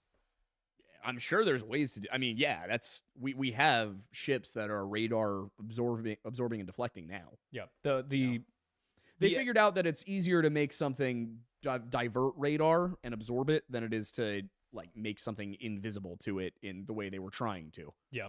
Yeah. The F-22 Raptor has the radar profile of a golf ball.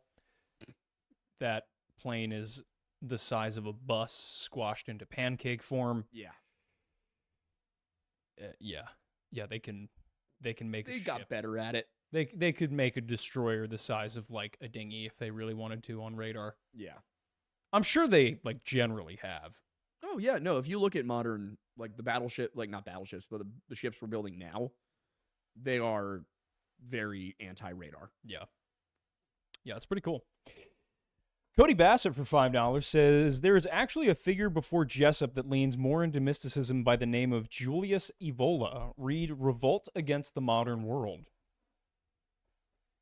Does he go into the same stuff, though? Like the Atlantis and Lemuria stuff? I don't know, worth looking into. What was it called? Julius Evola is the name, and Revolt Against the Modern World is the book, it would seem. I'll have to take a look at it. Oh, yeah, Italy in 1934. Gum said, when the Chiefs got that TD, something quaketh in him. You know what that something is? It starts with a W. Oh, no. Yeah. Yeah. Dude, I think it's so funny that, like, the Eagles had their backups in with 3 minutes left in the Super Bowl. Yeah. They did the Gatorade, like our backups got to say we played in the Super Bowl. Not we won we played in it. Yeah. That is not rare that one or two get to say that. All of them? Yeah, that's pretty awesome. Daniel Franklin Henry Jr. for $10 says, my takeaway from the last Weird Bible, Satan uses a serpent to tempt Eve, Eve tempts Adam, and now snakes don't have legs. Or in other words, the first ever butterfly effect. I am very much looking forward to when I get a chance to go through that story the way Michael Heiser breaks it down, because it is truly incredible. I am also excited. Yeah, it is. You have no... most people understand that the Bible has a lot of symbolism and metaphor. The amount of symbolism and metaphor within that one verse is insane.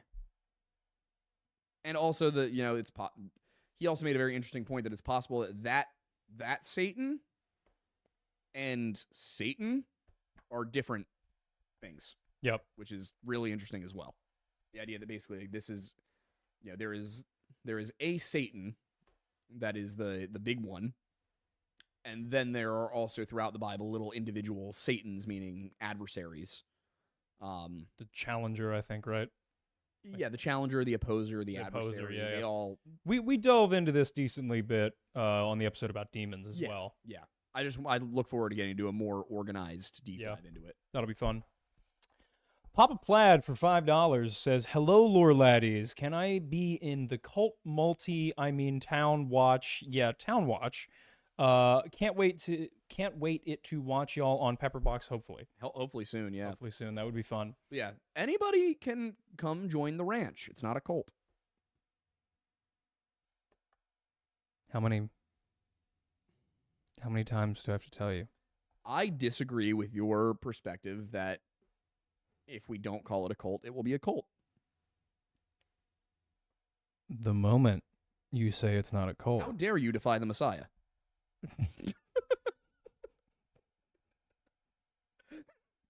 I think you haven't seen History Unhinged yet, by the way. Yeah. Go check out History Unhinged because that is a reference. That is a reference to it. Actually, no, it was the drunk folklore one. It was the liquored lore. Oh, yes. Yeah, yes. If you haven't seen our most recent liquor, here's a good excuse for you guys to go spend $1 on the Patreon. Yes. The most recent liquored lore is the two of us and Stephen Bell, Stakuyi History of Everything, that guy. It's a lot of fun. It is. It's a great time. I hope he can do more of them with us, because I would be very surprised if he doesn't do more of them with us. Yeah, that would be fun. Totally Not Jama for $2 says, the lust for Mattis to read Berserk. I'm crazy. It's on my bookshelf. I have been leafing through it. But again, I take psychic damage every time I open it. I gotta read this book. Are the Japanese okay? That is my question.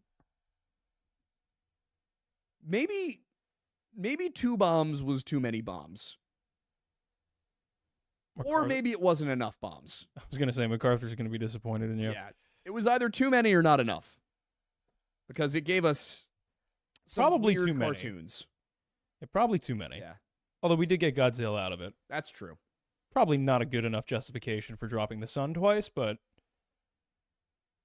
Well, somebody had to see what would happen. we did at Los Alamos. Again. It could have been a fluke. You know, it did kill less people than the firebombing campaign did. That is the scary part. That is like everybody. I see a lot of people talk about that, and they're like, "Well, we killed millions of people. We killed 200,000 with the bombs.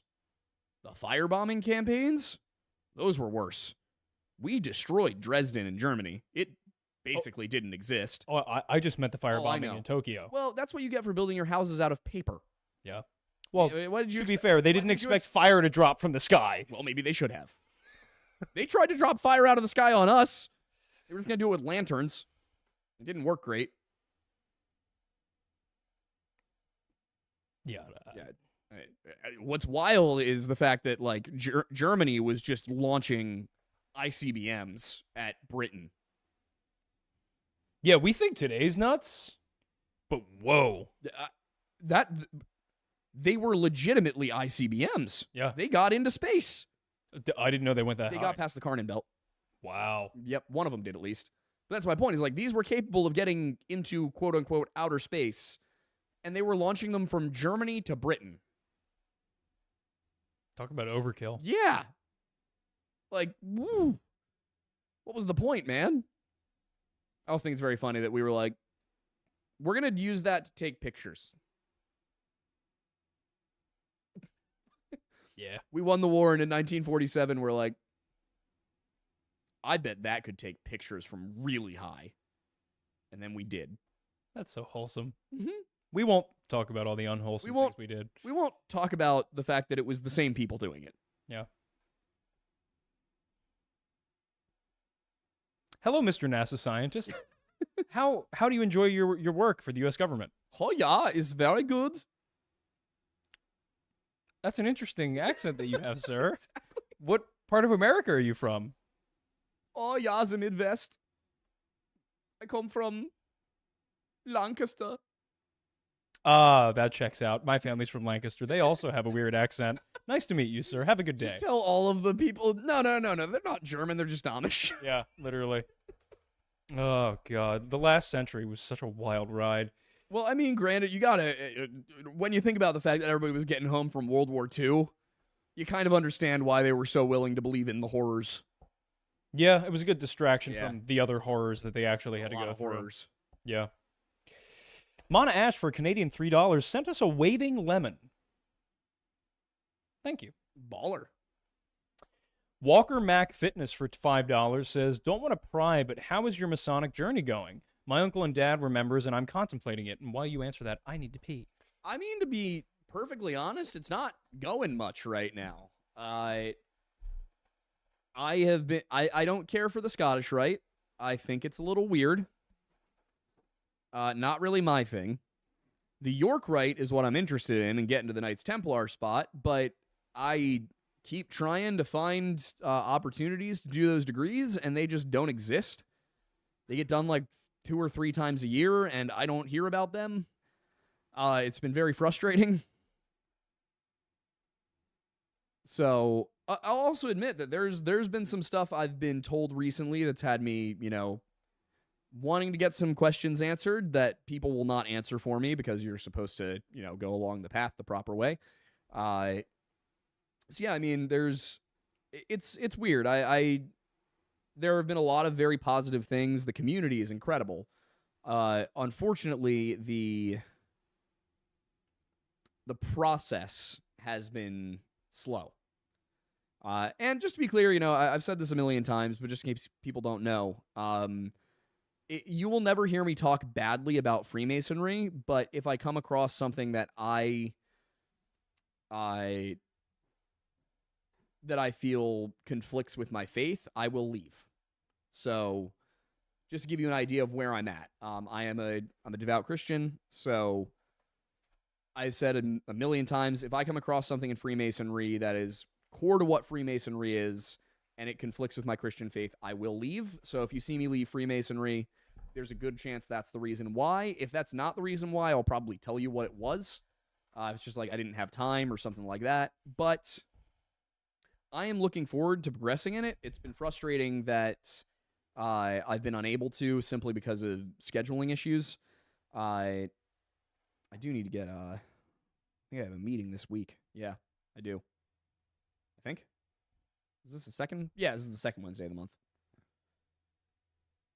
It's the first of the month. Sorry. We're coming up on the second Wednesday of the month. So, I'll be going to a meeting. I'm going to ask some questions about how I can push ahead, but it's been frustrating. I really like a lot about Masonry. I am struggling with the process, though. Because until I get through the process, I won't actually know if anything that people are telling me, and these are well-meaning people for the most part. I've had some great conversations. Some with people who were 32nd degree and Templars and everything, but I don't know yet. So I have to see for myself. I'm not going to be the kind of person who just believes what someone else says about it. I want to see for myself. That's all I can really say. Fair. Just a heads up, we're about halfway through, and it's 8:50. Oh, good God. So, oh, why'd you do that? What happened? I think you. Oh, we're good. Elena de Howler, Werewolf Queen for $4.99 says, research money. Oh, thank you. Please look into those undocumented years of Freemasonry. Oh, I would love to. Unfortunately, the Freemasonry video also didn't do. Yeah, not very well at all. No. Well, because a lot of people were like, wait a minute, you're a Freemason? How are we supposed to trust you? Yeah, and I'm like, I was a historian before I was a Freemason. Would you rather I didn't tell you? But it's all going to be Freemasonry conspiracy lies. You're just obfuscating the truth to keep it secret. If I tell you, then you're not listening to me because I'm a Freemason. If I don't tell you and you find out, then I was lying. And that means Freemasons lie. Like, it's a lose-lose. I'm trying my best, guys. We do. Hysterical Chaos is a new member. Thank you. Great name. Vampire from Pluto for $5 says, conspiracy theory. The Freemasons started the Knights Templar. There are a lot of Freemasons who would tell you that. Traditionally. Any validity to that? No. Go on. The Knights Templar are definitely older than Freemasonry. All the stuff about Freemasonry going back to, like, ancient Egypt. Total BS. Especially because even within our fraternity, it only goes back to Solomon's Temple. Which was when? Like the 900s BC. The idea is that the first Freemasons were involved in that. By the way, all of this is printed, published material. Everybody thinks that it's all kept, like all the rituals are kept secret, and we keep them secret because we don't want people realizing we're doing secret, weird, gay shit. We're not. We do that publicly. Anyway, point is, all of it's published. There's a lot of mythology to it, but what a lot of people outside of it don't understand, that a lot of people inside of it do, is that it is purely allegory in almost every case. There are very few instances where Freemasonry looks to actual history. It is primarily either in the first 3 degrees, biblical allegory, or as you get further into like the Scottish Rite, they do derive some lessons from various faith traditions, even though they do maintain, at least for the most part, like the primary writers, do maintain that the Christian God is the one they worship. So I get why Catholics don't like it, but since it's not a religion, it's kind of like the idea that anything that comes from outside of Christianity is bad is silly, and it's not Christian either. It's anything outside of God, like, is not great, but just because a story came from something other than Christianity doesn't inherently make it evil. And that was the topic of the podcast on Thursday, was what is evil. So Check out Weird Bible. Yeah, Weird Bible's great. That was a good episode of Weird Bible, too. That was, yeah, it was a solid one. Cheyenne Tetrault, for, I believe, Canadian $10, says, hello. Hell yeah. I love you guys so much. Work changed my schedule, so I'm able to catch the lives and premieres Sick. now. As for a question, of the Canadian cases you looked at, which ones perplexed you the most? Thank you for the question. Thank you for joining. Bart Schleier's up there. Yeah. In terms of, like, creepy, Bart Schleier and then Nahani. In terms of, oh my God, how are you this bad at your job? Amber Tuccaro. Yeah. You're actually getting a lot of Canada. Yeah, we are getting a lot of Canada nowadays. There's another Canada one coming out on Friday. Nahani just makes me want to go there. I was going to say, Nahani wants you? Oh, Yeah. I do want to go to Nahani. yeah, The I want to go pictures- so badly. Oh my God, it's gorgeous. Oh, it's beautiful. Yeah. Like, it's one of those places that you look at it and you go, I can't believe this is on Earth. Yeah. Looks like something out of Middle Earth. Yeah. Gorgeous. Yeah. Tucaro's just the RSMP not trying. Oh, well, we got a call from somebody who said that she's doing just fine. She's down the road. She's hanging out with her friends. She's just fine. What? No, they were anonymous. No, we didn't try to get any further information. No. No, we had to go home for dinner. Yeah, well, you have a nice day. Sorry. Hey. Goodbye.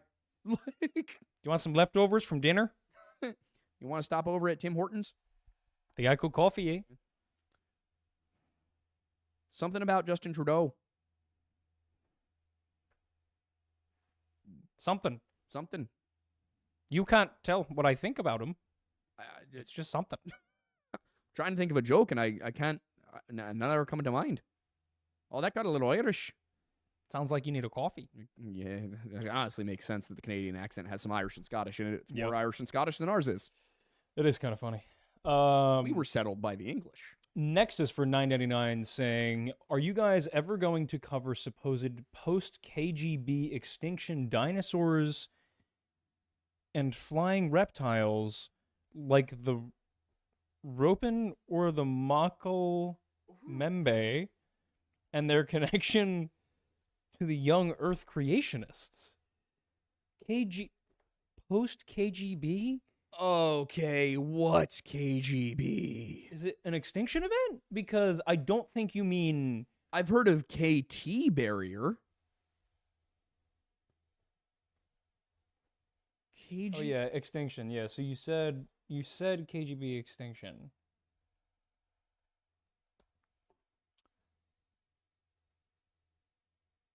Yeah. KPG, which is the Cretaceous Paleogene, I would think that's probably what it is. also known as the KT. So maybe that That's probably what it is.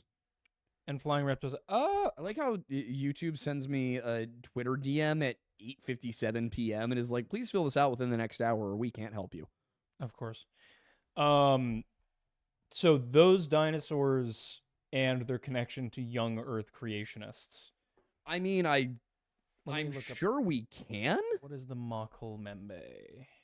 I've personally never heard of these things. This is new to me. This is I was very new. I was a dinosaur kid.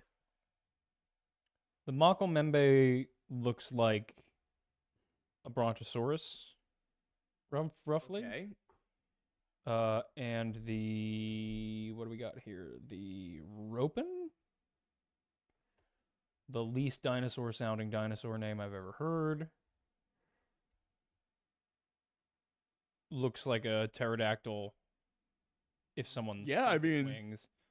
I can take a look at them. I've never heard of them before. This is new to me. Yeah, this is wild. Let's see if I can. What was the Makamembe or whatever spelled? Mokele.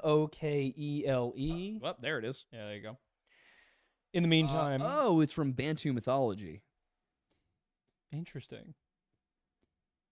Interesting. It's kind of like, it looks like it's kind of like a Loch Ness Monster situation. Got it.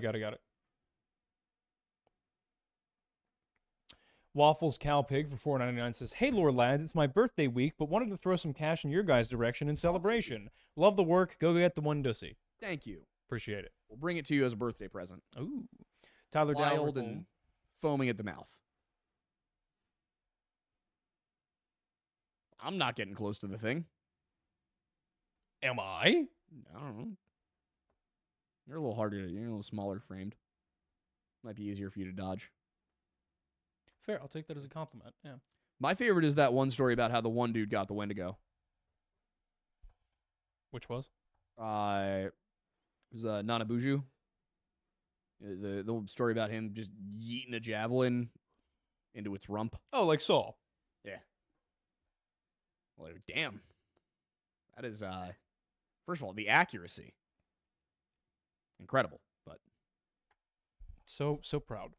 Tyler Dalrymple for $5.56. Love the specificity, saying, "I know it's mean, but the idea of a guy destroying his life over the 40s version of a schizo post is hilarious." Oh, yeah. Yeah. Oh, no, don't get me wrong. The Jessup story is a tragedy. I know we made a little bit of fun of some of the circumstances, but, like, I mean, I feel bad for the guy. Well, Jessup, it seems, was, like, relatively normal, right? Yeah. I mean, here's the other thing is and part of the reason that I mentioned this at the beginning of that segment, that it was a different time. We hadn't even gotten into space yet, is because I think today we look at it and we go, oh, well, all of this is silly. Or at least a lot of this is silly. But at the time, they just didn't know as much. Mm. You know? They did not know as much about the world. So it's fair to ask further questions, and you kind of have to look at some of these books and lectures and things like that and go, okay, well, they were dealing with less information than we have. So it's not as insane. But at the same time, like, the fact that he let his life be destroyed by that is unfortunate. Yeah. Yeah, it's a shame. Hysterical Chaos gave us $5 and has been a member for 13 months. Thank you. Asking again about my hair. I'm fairly certain this was, prior to the last time I mentioned it. And also, all you care about is money. Who doesn't want to be paid for the work they do? That's been the one that I've been having to hold my tongue on, is like, would you work for free? No, you wouldn't. Not unless Why do you expect me to? every one of my needs was taken care of otherwise. I think people get the idea in their heads that, like, we pick a specific topic for the sake of trying to make the most money possible. And in some cases, I look at something like, oh, that's going to do well. Let's do it. But we're not, I don't avoid doing a topic because I think another topic will make more money. If I think a topic can make us what we need to make to hit our numbers for the month, I'll do it. And sometimes we even take risks. Yep. But at the same time, we got to hit a certain number each month to continue operating. We have rent. This studio is expensive. Yeah.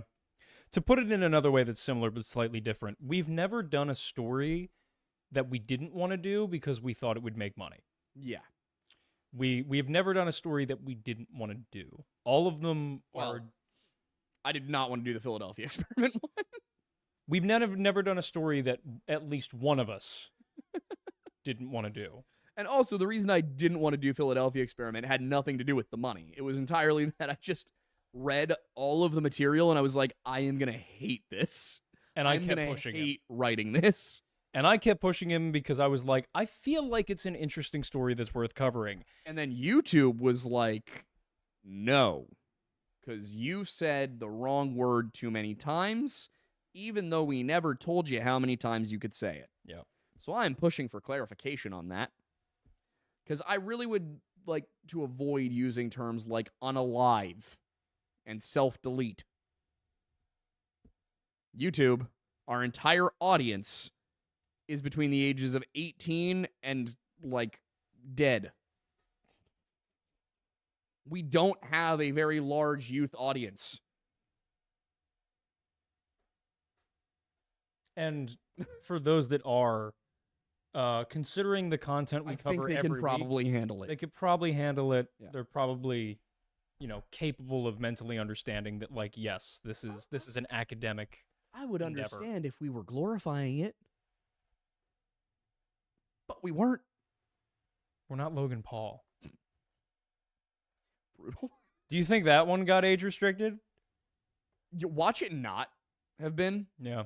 just because it was Logan Paul. I don't think initially it was, and that's why it was such a big deal. Probably. Yeah, like You know what? Actually, I think he was the reason that they started Probably. doing that. Yeah. Rob Dogman for $2 says Thornberry's hair makes you look like brothers. yeah, I can see it. Yeah. That's what he's looked like most of the time I've known him. Yeah. I need to get a haircut This is Thursday. Yeah, I was gonna say you got it coming soon. So ready. This is a mop. I haven't had my haircut since November. It's been that long. Yeah, it was like I think right before we went to Tennessee. Oh wow. It was either right before or right after Tennessee. Wow. That's wild. Yeah, right before. Because I remember I had short hair in the video. Yeah. That's funny. Vampire from Pluto for $20. Thank you very much. Says, if you do cover the Roswell incident, you should talk to this the Chilluminati podcast. Sorry. This. At first, I thought it said Cthulhu, and I was trying to get that out of my head. They deep dive on and know a lot about alien theories and the UFO community. Chilluminati. Yeah. Oh, okay. That could be a cool one. I mean, if you want to tell them to talk to us, I mean, we'll reach out, but Yeah. sometimes it helps if you pop in it. Like, that's how we got in touch with Isaiah, with Wendigoon. Yeah. Was a bunch of people popped into his comment sections, were like, you should talk to the Lore Lodge. A bunch of people popped into my comment sections, were like, you should talk to Wendigoon. Also, wild thing, I'm realizing now that at the time those conversations happened, he had less than 1 million subscribers. Yeah. Because I remember he and I had similar subscriber counts, but I was on TikTok, he was on YouTube. Yeah. Wow. That's nuts. That means we're the size he was. Yeah. That's crazy. That's nuts. If that'll tell you how fast his channel's grown. Oh, yeah. I mean, he had 600 and some thousand, I think, the first time we had him on for a podcast episode. Yeah. That was ages ago, too. My hair was this length 2021. back then. It was 2021. Late 2021. My hair was shorter than this in that episode. Sheesh. That's nuts. Oh, hi, buddy.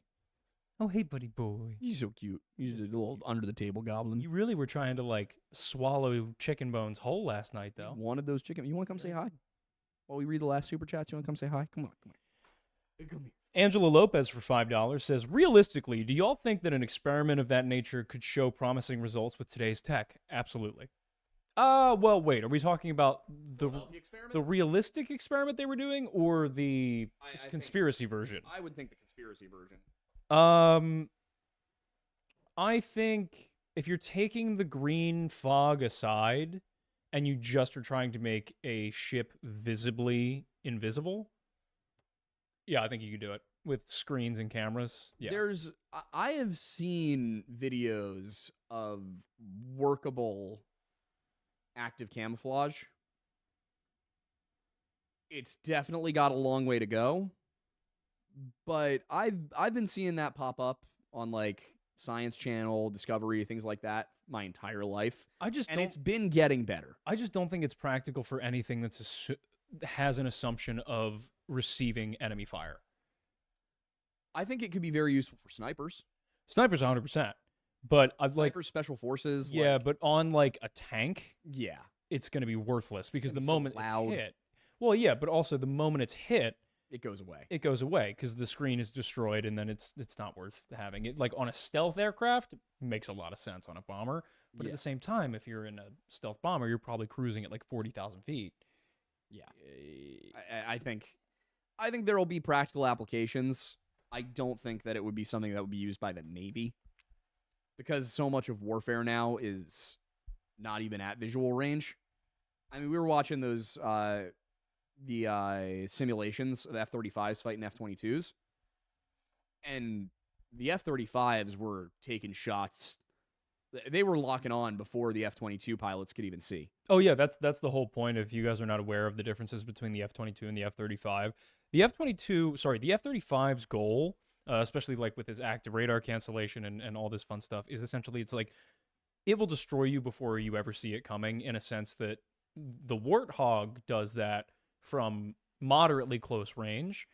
The F-35 will do it from beyond the horizon, like dozens of miles away. You will never see it coming. You will never see it. You will never perceive it. Whereas the F-22, it will be the last thing you see. Yeah. It will outmaneuver anything in the sky. And I had no idea how advanced the F-22 was. oh yeah, no. So we learned some fun things about the F-22. The F-35 is NATO's plane. We strike fighter. Yeah, we create it for everybody. We sell it to Britain and Japan, a lot of these different places. And every branch of the military has them, things like that. The only people allowed to fly the F-22 in the world are U.S. Air Force pilots. Not even U.S. Navy. Not even the Navy, which is the world's second largest air force. Oh, you going? And you saying bye-bye? during Bye-byes? Okay. during international, training exercises with other countries, the pilots are required to hold back their capability in the aircraft because it's so advanced that they don't want other countries knowing what it's capable of doing. Military-industrial complex goes hard. Oh, it goes so. You're gonna find out why the U.S. doesn't have free healthcare, bro. I loved one of my favorites has been I've seen a number of TikToks of I'm trying to be as racially sensitive as possible in saying this. This is not meant to be offensive in any way, but of people from Mexico talking about how Trump is underestimating the cartels. And this is not me being pro-Trump. This is not me being anti-Mexico. This is really just me being realistic about the capabilities of the U.S. military. The cartels will disappear before they know we're coming. Yeah. They would be vaporized into a red mist before they knew we were at war. Yeah. Like, when you see what the U.S. military has... No, I think that's the thing, is I think in that scenario, I don't think it's them overblowing the cartel. It's, I think, most other countries don't understand what the American military really is. Yeah. Because they've never seen it deployed. Have you watched any of the videos of vets from Afghanistan and Iraq talking about the rules of engagement they had to follow? Oh, yeah, just how They're like, they were handcuffed the whole time. I was watching a sniper who was talking about it, and he was like, I had to fire a warning shot, even if the guy was armed and in an enemy compound. I had to fire a warning shot. And then if he didn't appear to notice, I had to fire a second warning shot closer. And then... only after the person realized they were being shot at and had an opportunity to surrender was I allowed to shoot them. Mm-hmm. And I think it was on Sean Ryan, if I'm not mistaken. But the sniper he asked him, how many people who you did this to, how many of them laid down their arms? And he was like, 2. Mm. He was like, I just had to waste an entire mag to shoot one person. And whoever it was, I think it was Sean Ryan, but it might not have been. The other guys, like, they probably didn't even realize you were giving them warning shots. They probably just thought you were missing. And it's like, no, it's crazy what they had to do. I think if we do end up having to fight if we end up fighting the cartels, I think you'll see the deployment of exosuits for the first time. Yeah, no, it'll be... That is an enemy that we could be like, yeah, we can use some fun stuff with you. Yeah. We can test out some things because you're not Russia. Yeah. Yeah, I will say, so, like, we got a quick comment here from the Hillbilly Historian saying that's what we thought about the Viet Cong, and I do have to remind you Different situation. I have to remind you what the situation was there, and that was LBJ wanted to make money. Yeah. And ending that conflict quickly would not have made them the money that they got the opportunity to make. Also, Fat Electrician has a great Twitter thread on this about how the United States won in Vietnam. Like, we established the independence of the South, and then we left in 1973. The fall of Saigon was 1975. We were out of there. Our military was not in Vietnam. Those people you see being evac'd on a helicopter are diplomats and their guards. Yeah. Like, the fact that I had to learn that from a Twitter thread, because I am not a 21st century historian or 20th century historian by any stretch. I know a little bit. I know about the things I look into specifically. The fact that I had to learn that the United States actually won the Vietnam War from the Fat Electrician on Twitter. Yeah, it's kind of nuts. Also, you have to remember, it's like, if you want to get an understanding of what the Also, U.S. military... could have nuked them. Well, that's the thing, is we could have done that, but if you want to, like, truly understand what the U.S. military is, Desert Storm. Yeah. That's all. Desert Storm is probably the best example. Also, Iraqi freedom. Yeah. Like, the fight against the actual Iraqi military. Yeah, that's the U.S. not holding back. And the other thing is with Vietnam, that was a war the United States had never fought before. We have now fought against people who hide out in caves in the desert for 20 years. I don't think there's a single tier 1 operator out there who's afraid of the cartels. No, God, no. I don't think there's a single Army Ranger out there who's afraid of the cartels. And your average Marine is probably just excited about the Latinas. Can you blame them? Yeah. I mean, I can't. I get it. You're a Marine. You want three things probably, and those are going to be, you're going to want access to the bars so you can try some tequila. You're going to want some leave so you can go mingle with the locals, and you're going to want a steady supply of crayons for snack time. That's the way it goes. Yeah, it's just how it is. 094 life underscore MP4 is a new member. Oh, thank you. Thank you very much. Elena the Howler Werewolf Queen for $4.99 says, I set alarms to make sure I don't miss anything you make, video or live stream. So I'll continue watching whatever you put out. Thank you That's so much. so kind of you. It's very kind. You're better at it than YouTube. Yeah, very much so. Thank you for skirting around YouTube's issues. James Knapp has been a member for 4 months. Oh my gosh. Hysterical Chaos for $5 says, the next person that mentions your income/need for videos to make money, ask how often they do work for free, and then thank them for volunteering. Easy. Mm-hmm. Yeah. Guinea Baby's a new member, and so is Demi. Oh, thank you. Thank you very much. James Knapp for $2 says, what's better for YouTube, Patreon or YouTube member? That's a good question. What's better, Patreon or YouTube? Patreon. Patreon. Absolutely Patreon. Plus, I think you get more of our stuff through Patreon, right? Yeah, like definitely. Drunk Folklore and stuff like that. Well, Drunk Folklore goes on both. Right. But Patreon, if you're at like the $5 tier or above, there are gifts that you get. It does take 3 months. It does take 3 months because the gifts actually cost us 3 months of your membership. So, yeah. Also, just to be clear, if you do it and you do it for 3 months just to get the swag, I understand. It's probably going to be cheaper and more efficient to just buy through Bunker. Yeah. Because they make the nicer stuff anyway. Yeah. So the Patreon stuff is more meant to be a bonus for your continuing subscription. If you want the really nice merch that we have, go through Bunker. Very reasonably priced, American made, American designed. You are supporting us. You're supporting American industry. No downsides. Yep. JMO's going to blank YouTube in the blank good night. I don't know. I'm frightened. I'm scared. I'm officially scared. Michelle Cohn for $2 says, maybe put your content on Rumble? ? We've been looking into it. It's another one of those things where we just don't have the time to do it ourselves. We just need help. Yeah, we've talked about it for a while, and we looked into like their monetization policies and stuff. We probably could just do it, but we could. We just need to make sure we hit the right monetization thing. Here's what I'll say. Honestly, we would love to cross post to Rumble. I'd love to cross post to Odyssey. Odyssey is not. There's nothing weird about them, right? First, I'm hearing of it. It's just another YouTube clone. Okay. I want to be clear that when I say we'd love to work with Odyssey, if they have gone into some sort of weird like political rabbit hole, that's news to me. I just want to have the videos on as many platforms as possible. We're looking to put them on X. Would do Rumble. I will say this much: if Rumble wants our videos, we're happy to put them there.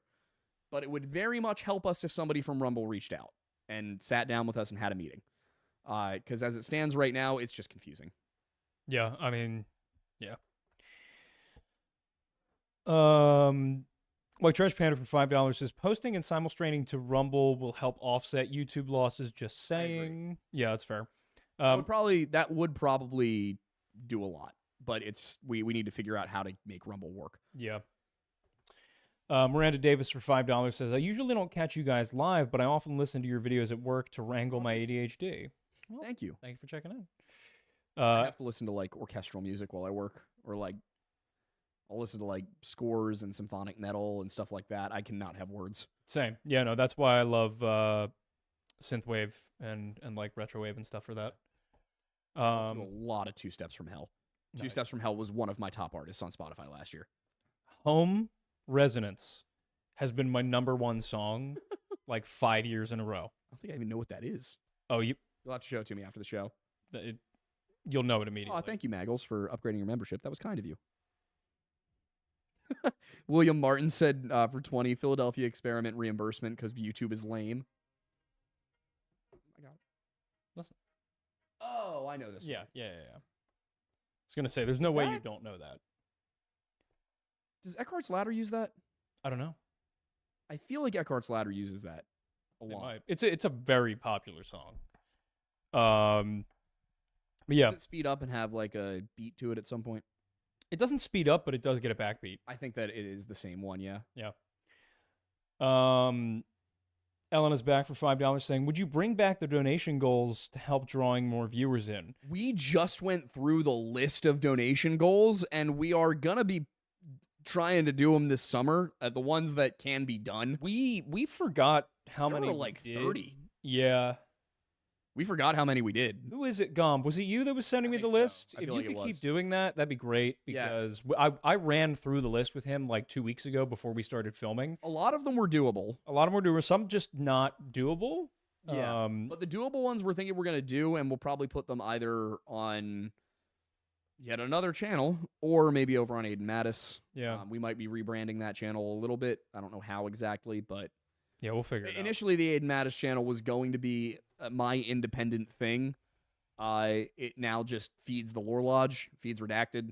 So I'm going to do whatever with that.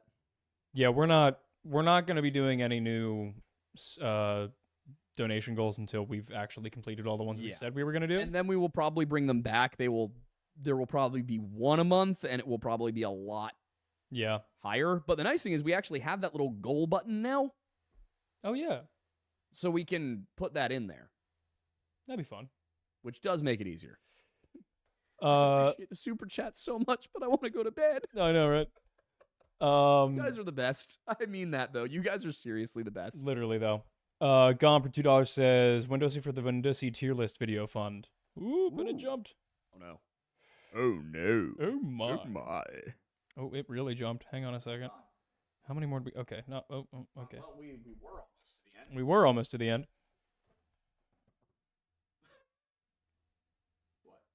Oh, Gomb is just saying he's been very busy with the list. All good.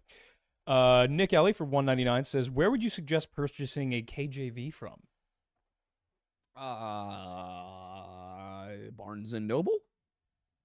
The bookstore? Yeah. Your local book. I mean, but KJVs are all going to be the same. Yeah. I mean, you might get different study editions. Like, I have a Ryrie that I like for the most part. Every once in a while, I find something in it that I'm like, I don't think that's right. It's mostly with historical information, though. Not so much with the scriptural stuff. I got to get my family Bible Here's- revamped because Yeah. I can't remember what version it is, but there are so many insane illustrations in Yeah, it. I'm sure. Here's what I would say. Pick up a KJV. Can grab one at basically any bookstore. They're all going to be the same in terms of the material. I suggest getting a red letter because they're a little bit easier to discern when Jesus is talking. But use that as your reading Bible and then get Logos Bible software and use that as your study Bible. Because as you're reading your KJV, you are inevitably going to come to things where you're like, what? What does that mean? And then you can open up Logos. And what's really cool is that you can, within Logos, it comes with the Lexham translation, which is awesome. I love it. Very solid, literal translation. It's easy enough to read. And what's really nice is you can click on a word, and it will show you all of the places in the Bible that word appears. And it goes with the original, the Greek, the Hebrew, whatever it is. And it will help you with definitions. You can cross-reference. You can see, okay, well, what was this here? What was this there? And then if you pay to add in the King James, which is cheap because it's a digital edition. If you pay to add in the King James, then what you can do is you can actually have one here and one here, and you can directly compare between the two of them. So I think that is the future of Bible study. I can't say enough nice things about Logos, so I would recommend checking that out. Nice. Chimp with a Hand Grenade is giving us some recommendations for how to boost viewership. Such as? More soy jack faces and big red arrows in the thumbnail, more more unhinged titles, and let the tism guide you, brother. Gourd speed, lads. See, here's the one thing. There.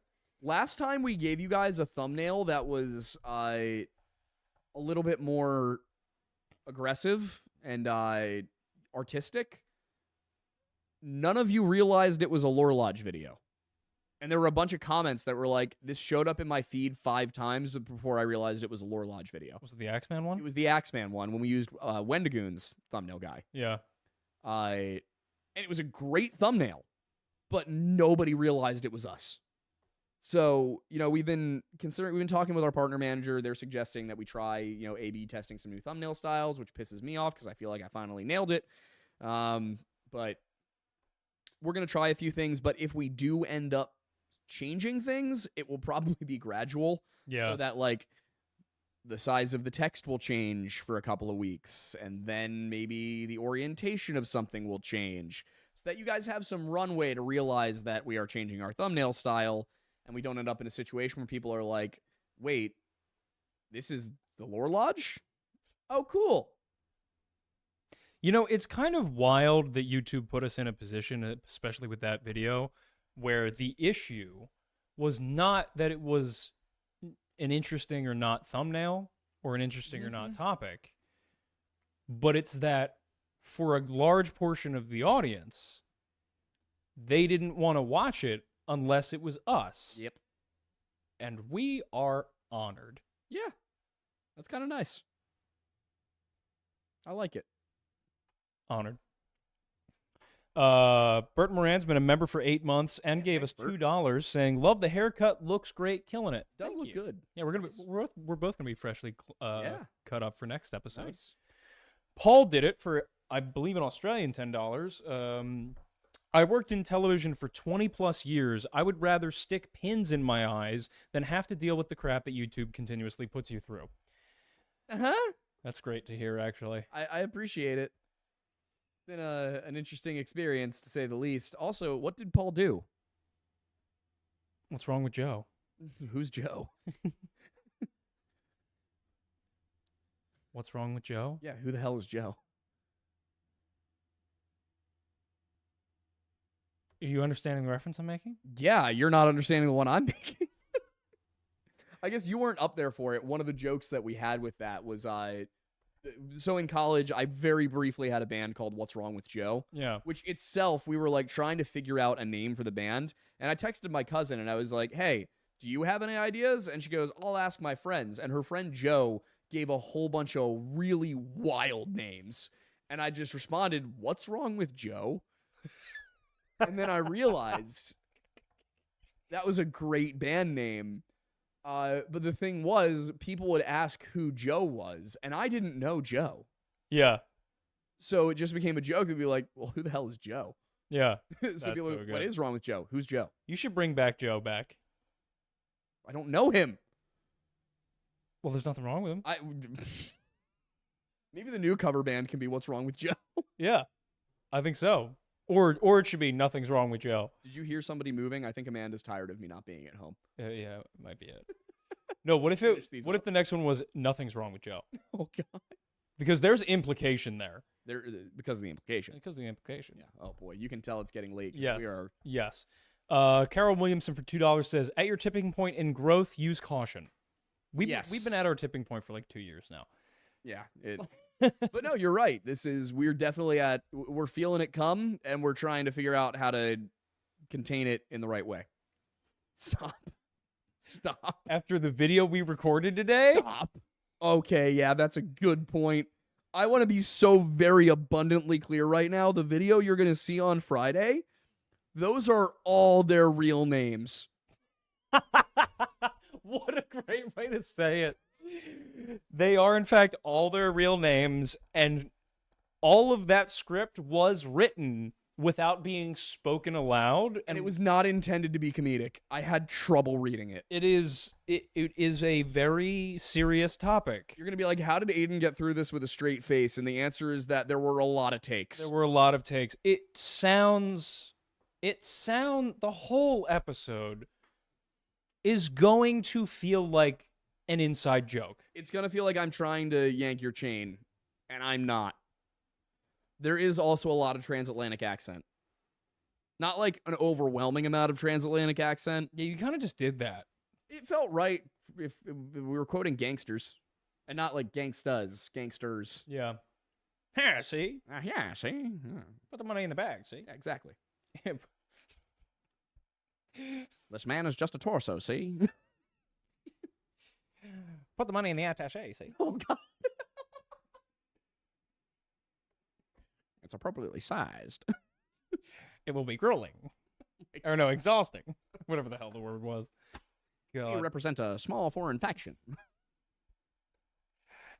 You can call us SBTC, for my sure. God. Victory!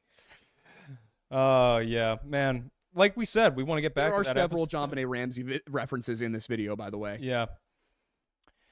Starren for 411 said, thank you all. Thank you for all you guys do. Just became a Patreon member. Thank you. Very much appreciate you. it. That genuinely is the way you guys can help us the most to get to the point where we can just ignore the algorithm. Yeah. If we can bring in the necessary funds from Patreon to run the business, we can do whatever the hell we want. As he will say from time to time, if every subscriber subscribed at the $1 tier, we'd be able to do literal documentaries. Oh, yeah. Like, with budgets. Yes. And That'd be nice. crews. Oh my Oh, God. with a crew. I can only imagine not being the only person. It'd be so nice. Uh, I'm still trying to figure out how to not be the only person that does what I do. yeah. You're going to need somebody to just watch. We're going to have to, like, Clockwork Orange somebody to all of our videos. Yeah. And just, like, It takes they're going to trust. show up and it's just going to look like me. Yeah. Yeah. It's just going to be like you, like 2 years clone, younger. yeah. Yeah. Westua for $10 says, Roswell. When you get around to that, also look up Project Hermes. Might not be related at all, but the timing and the location makes for a moment. Fair. I can take a look at it. It sounds vaguely familiar. That sounds vaguely familiar. 094 life _MB4 for $5 says, I saw an Eagles fan in Northeast Texas. I think he was lost. Y'all need to come get him. I've seen Dallas Cowboys fans walking around New England. Yeah, he's just scoping out the territory. Yeah, he's just down. He's doing some recon. Now, see, here's the difference between, Philadelphia travels really well. I don't know if you guys watched the Super Bowl. It was a home game. They booed John Hamm and cheered for Bradley Cooper, and you could tell. Yeah. Also, everybody's like, why are they booing Taylor Swift? It's not because she's Taylor Swift. It's because she's a famous Eagles fan who has been wearing Chiefs gear for the last 2 years. Yes. Nobody was booing Taylor Swift because she was there. They were booing Taylor Swift because of the betrayal. Yeah, 100%. Elena's giving $5 to say, migraine recovery tips, cool damp cloth over your forehead and eyes, and as dark and quiet of a room as possible. I agree with you, unless you're blacking out from pain, then go to a hospital. See, when I get migraines, I just go blind in one half of my vision. Yeah. And I get aphasia. I nearly Have you ever been died. around for the aphasia? No. Norman has. Happened in class once. Really? Yeah, I looked over it. I think I've told the story a few times, but I was sitting, it was like Norman, I think, was here, I was here, Sedona was here, and Mikhail was here. Mm. And I saw the spot in my vision, and I did my thing where I held up my finger, and I was like moving my finger across my field of vision, Mm-hmm. and I know where my blind spot is. It's about right here. And I know where my blind spot is not. Mm-hmm. How everybody does have a blind spot. Yeah. And I was like, oh, okay, it's gone, and it's back, and it's gone. And I was like, yep, migraine coming. I looked over at Norman, and I go, okay, sometime within the next 5 minutes, I'm going to lose the ability to speak. And he goes, what? And I went, I'm having a migraine. It's starting right now. Sometime in the next 5 minutes, I'll be able to talk, but I will not be able to control what words are coming out of my mouth. That doesn't mean I have Tourette's. That means I'll think I'm saying one thing and other words will come out. And he was like, okay. I go, if I get called on, I need you to explain the situation. And he goes, okay. And that worked because Norman and I have been friends since we were 7 years old. It helps. Did you get called on? No. Oh, God, that would have been think I great. Oh, that would have been a wild story. Cheyenne Tetrault for So Canadian bad for $5. Yeah, She cannot do this one. fair. Continue. I also need to mention one of my customers who comes in often would be Mattis's doppelganger. It gives me a bit of an uncanny feeling. Ooh, weird. Yeah, fair. Do you want me to send you a signed picture of myself so that you can show it to him? Might as well. I'm going to need to take some headshots. Can we take like really 2007 headshots? Sure. I want to do that. Speaking of that, Bert Moran said, anyone else see the music video they made to Green Day? Oh. I see you found my channel, You friend. found Aiden's channel. Yep. That was... The question is, have you seen the music video we made to Linkin Park? Yeah, that's even deeper. So Green Day was my gotta senior remake year those. project. We got to should. remake We those. should. Green Day was my senior year of high school project, and then Linkin Park was a project I did in sophomore year. Yeah. Yeah, those are... That was like one of the first times you and I spent time together. Yeah, we've been making stuff together for a long time. 11 years. Yeah. God, that's crazy. Yeah. Gomb wants a signed calendar. I've paid enough with super chats about them. Please. That's a have fair them. point. He's Yeah. definitely given us enough in super chats to have earned a signed calendar. You can have that. Yeah, we'll sign every page if you Yeah. want. We might add that in as like a $50 Patreon to your reward too. Yeah. Yeah, it makes sense. The Ruined Canadian for Canadian $10.47. Love the specificity. Great. Says, the milk is the most holy beverage. It heals me when it is most needed. It helps with stomach issues. You know, that's valid. You know, it's good that you're in a position where it helps with stomach issues and you're not intolerant to it. I did not know that lactose tolerance was a European thing. I wonder why that is. I remember there was a reason for it, but apparently lactose is like most people are lactose intolerant. Interesting.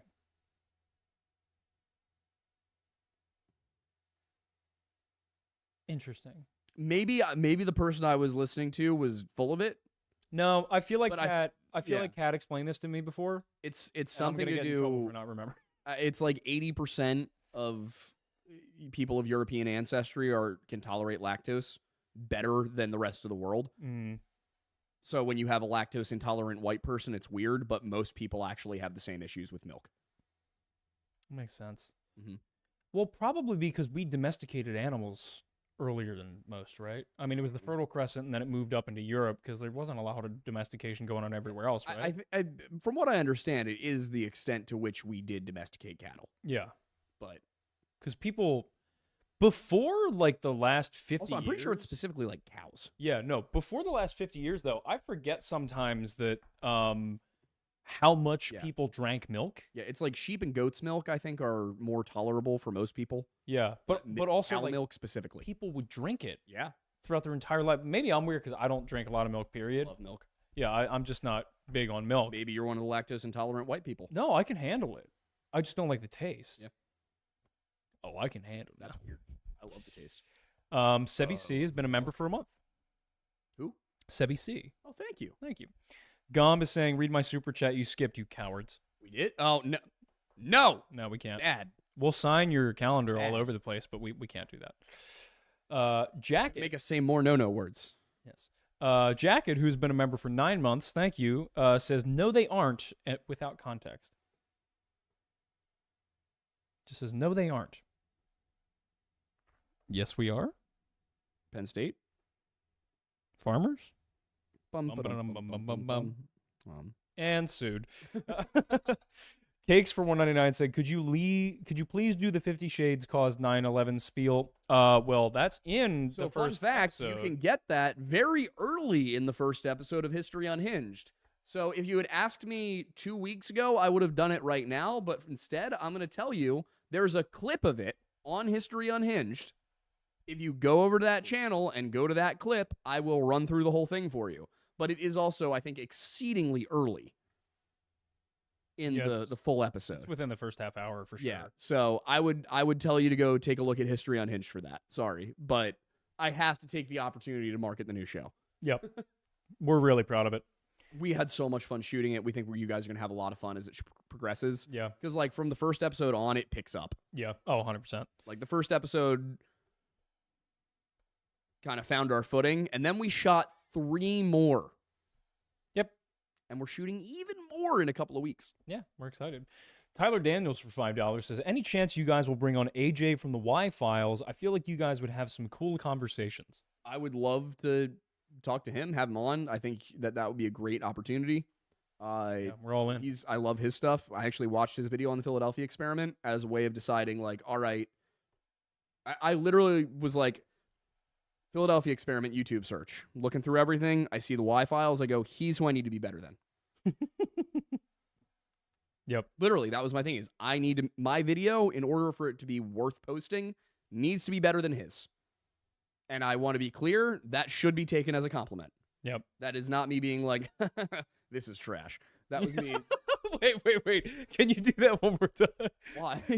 It was avoid context in any way, form, but it just looked really funny, and I want someone to clip it and use it as a GIF. Okay. I don't like. Now I'm nervous. Now I'm back. No, I can do it. Like, yeah, what did I say? It was like, it's a compliment. It's not even like, this is trash. Yes. Okay. Yes. Yeah, I got you. That was good. It was just the this is trash. It was a very, like, I don't We're know. gonna get some more Aiden Mattis out of context images that are Yes. gonna come emotes in the Discord. Yep. Yeah. I have a lot of respect for what AJ does. I think Hecklefish is a very funny sidekick as well. So no, I would love to have him on. Also, I would somebody I'd love to have on for Unhinged is Mandatory Fun Day. Hmm. Have you seen his stuff? Not a lot. He's Army, I think. Okay. He makes a lot of military related content. Nice. I'll show you. Chip with a hand grenade says, Mattis, I've been collecting them. I believe you. Maggles, upgraded membership. Thank you. Thank you very much. William Martin for $20 says, Philadelphia experiment reimbursement because YouTube is lame. Thank you. Yes. Cakes for $4.99 says, they should have called this Super Bowl the Philadelphia Experiment. Experiment? Go Birds! I'm just still not over. Dude. Just that game would have been like 55-22. Not even. It would have been like 55-16. The amount of times we caused them negative yardage Oh yeah. on a down. Patrick Mahomes had 33 yards passing Mhm. in the first half. Yep. I lost money because I overestimated Patrick Mahomes. And I didn't even really overestimate him that much. Like, the lowest amount I could bet for the over-under on the score for the Chiefs, without basically just betting money to lose it, Mhm. because there was no advantage to it, was 16.5 points. Minimum 16.5 points. So I put like $25 on the Chiefs scoring at least 16.5 points. It took them until we had our backups in. I had Patrick Mahomes. I was like, oh, he'll throw for 150 yards in each half. 33. I'm trying to think what else I had on there. I think I had Xavier Worthy scoring the first touchdown of the game. Is this the first time Vegas didn't know? Might be. Because I was like, wow, this is historically. I don't want to hear, here's the thing. I don't want to hear a single word about the AFC ever again. Oh, yeah. Because for years, the AFC is so much tougher than the NFC. The AFC is so much harder. Jalen Hurts is 14-2 against AFC teams. And we just blew out as far as the NFL would have us believe, the best team in the AFC. Yeah. Blew them out. In the Super Bowl. Super Bowl. That score looks like the Commanders' score from the championship game. Yeah. If we keep the starters in. I don't know why we pulled them. So that way they could dominate in this game? Yeah, maybe. But no, I mean, I don't know why we pulled the starters in the Super Bowl. Oh. We should have run the score up. I get it. You don't want to risk anyone getting hurt. You could have kept the starting like skill players in and put Pickett in. I think it was more so that everybody got their turn to play. That's what I think it is too. Is it was like, let him take some snaps in the Super Bowl. Yeah, like when let Will Shipley run the ball. Yeah, exactly. Like let them earn their ring. Yeah, let them earn the ring a little bit. Let's be realistic. It would have been a much more fun game if it was against the Bills. Oh, 100%. But I would have been stressed the whole time. Yeah, it should have been a Bills-Birds game without a doubt. I don't think the NFL will make the mistake next year of rigging everything for the Chiefs again. Yeah, no. Especially now there's no three-peat. Also, after they just got walloped. Oh, my God. That was... I think in the same way that the Patriots had, like, one last gasp after they lost to the Eagles, I see Mahomes getting to one more. Yeah. I don't think you recover from what just happened. No. Also, the GOAT debate is settled. I hate to say it. It's Tom Brady. Oh, my God. Yeah. I hate to say it. Having grown up, literally my first Super Bowl that I ever watched was watching the Patriots beat the Eagles in 2005. Mm-hmm. After they cheated. It hurt. I hated it. But I grew up. My first Super Bowl I watched up till I was graduating college, that man was dominating for 20 years. And then Kermit the Frog thinks he can usurp that. I'm not gonna lie. There was one point where I was like, just hit him. Just like at the end of the game when there was no chance, just hit him as hard as you can. Have Graham do it. Just like full bum rush. Don't care what happens down the field. Just give Brandon Graham a clear line to that man. There is nothing they can do. It was very funny watching the strip sack too. Yeah. Like him going back to like, because he like goes back to throw, the ball comes out, and Jalen Carr's like, bitch. Yeah. Well, my favorite possession of the whole game was we were on defense, they were on offense. Negative yards, interception. On like the 7-yard line. Yeah. Zach Bond, so good. Zach Bond just like, I'll take that. Yep. So good. Also, yeah, Brady's a machine. And the exciting whites had a day. Give context for people who don't know. If you're not an Eagles fan, we have like the only white starting cornerback in the league. We also have one of the only white starting safeties in the league. So there was a meme that went around earlier in the season that was from like a wine store, and one of the signs said exciting whites. And so they took that image and just overlaid, watching Cooper DeJean and Reed Blankenship play football and the exciting whites thing, and Philly ran with it. Like, I have a shirt that has a bunch of pictures of DeJean and Blankenship on it that says exciting whites. Yep. Yeah, they started making merch out of it and everything. It was incredible. Yeah, no, it's also Cooper DeJean, rookie. Wait, didn't they wear the shirts to one of the games? They did, yeah. Okay, so first of all, rookie, white cornerback. His birthday, pick 6 in the Super Bowl. Yeah. Oh, my God. Oh. But anyway, let's get through these last ones. The last one is from Ludex for $10 saying symphonic metal recommendations.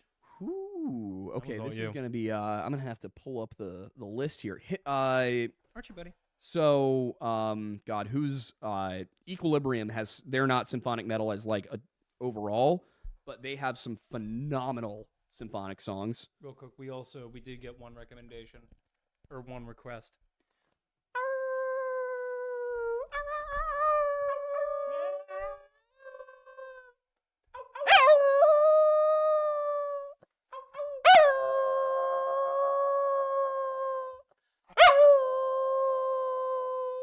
That's a good boy.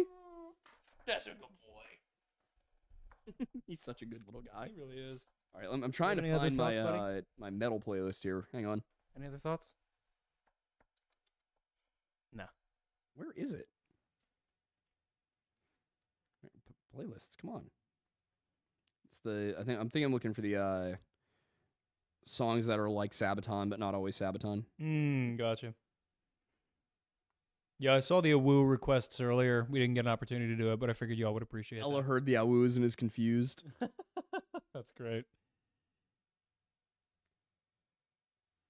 Songs that are like Sabaton? Is that what it was called? Yeah, I can't find it. Damn. You know what I'll do? I will put together a playlist tomorrow, and I will share that in the Discord. So if you're not in the Discord, then it is, you can go to https://bit.ly/join the lodge, or I believe that link is in basically all of our video descriptions, and I will pop that into probably like the Mattis streaming one, or I'll pop it into general. But I will give you guys a list because there's a lot of stuff I want to share. I just need to go find it because I haven't listened to as much as I used to.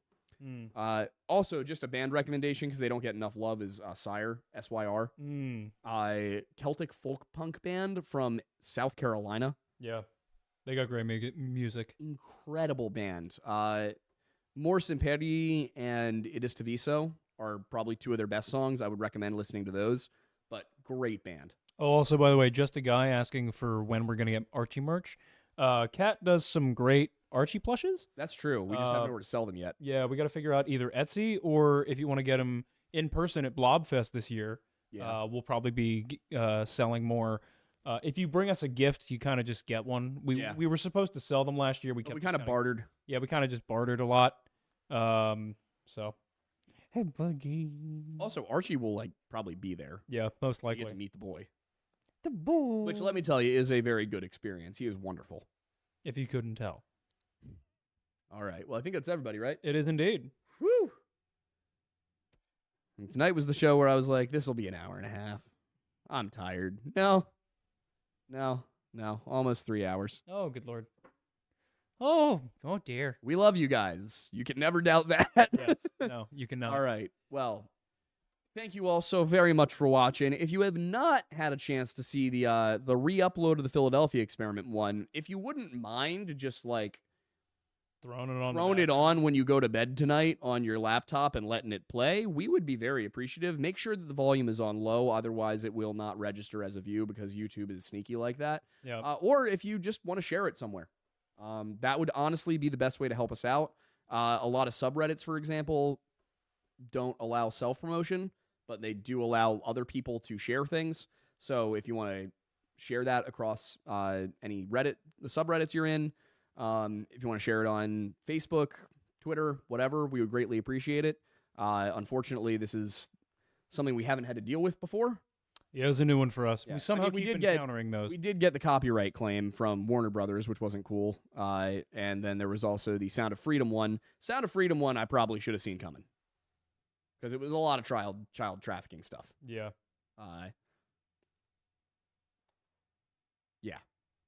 Yeah, made sense. Also, for anybody who watches that and is like, he left a lot out, most of what I would have left out, so to speak, hadn't come out yet. Yep. So, I tried to be as impartial as possible with that video. Yep.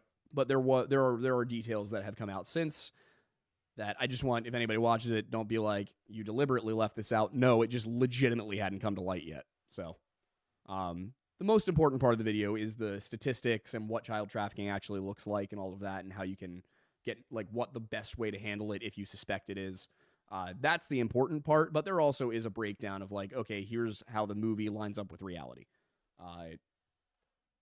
Yeah, that was one of the hardest ones I've ever had to do. That hurt my soul. All right. Thanks, guys. It's good to have you here. Thank you. We'll see you on the next one. Yeah, look out for this Friday. Bye.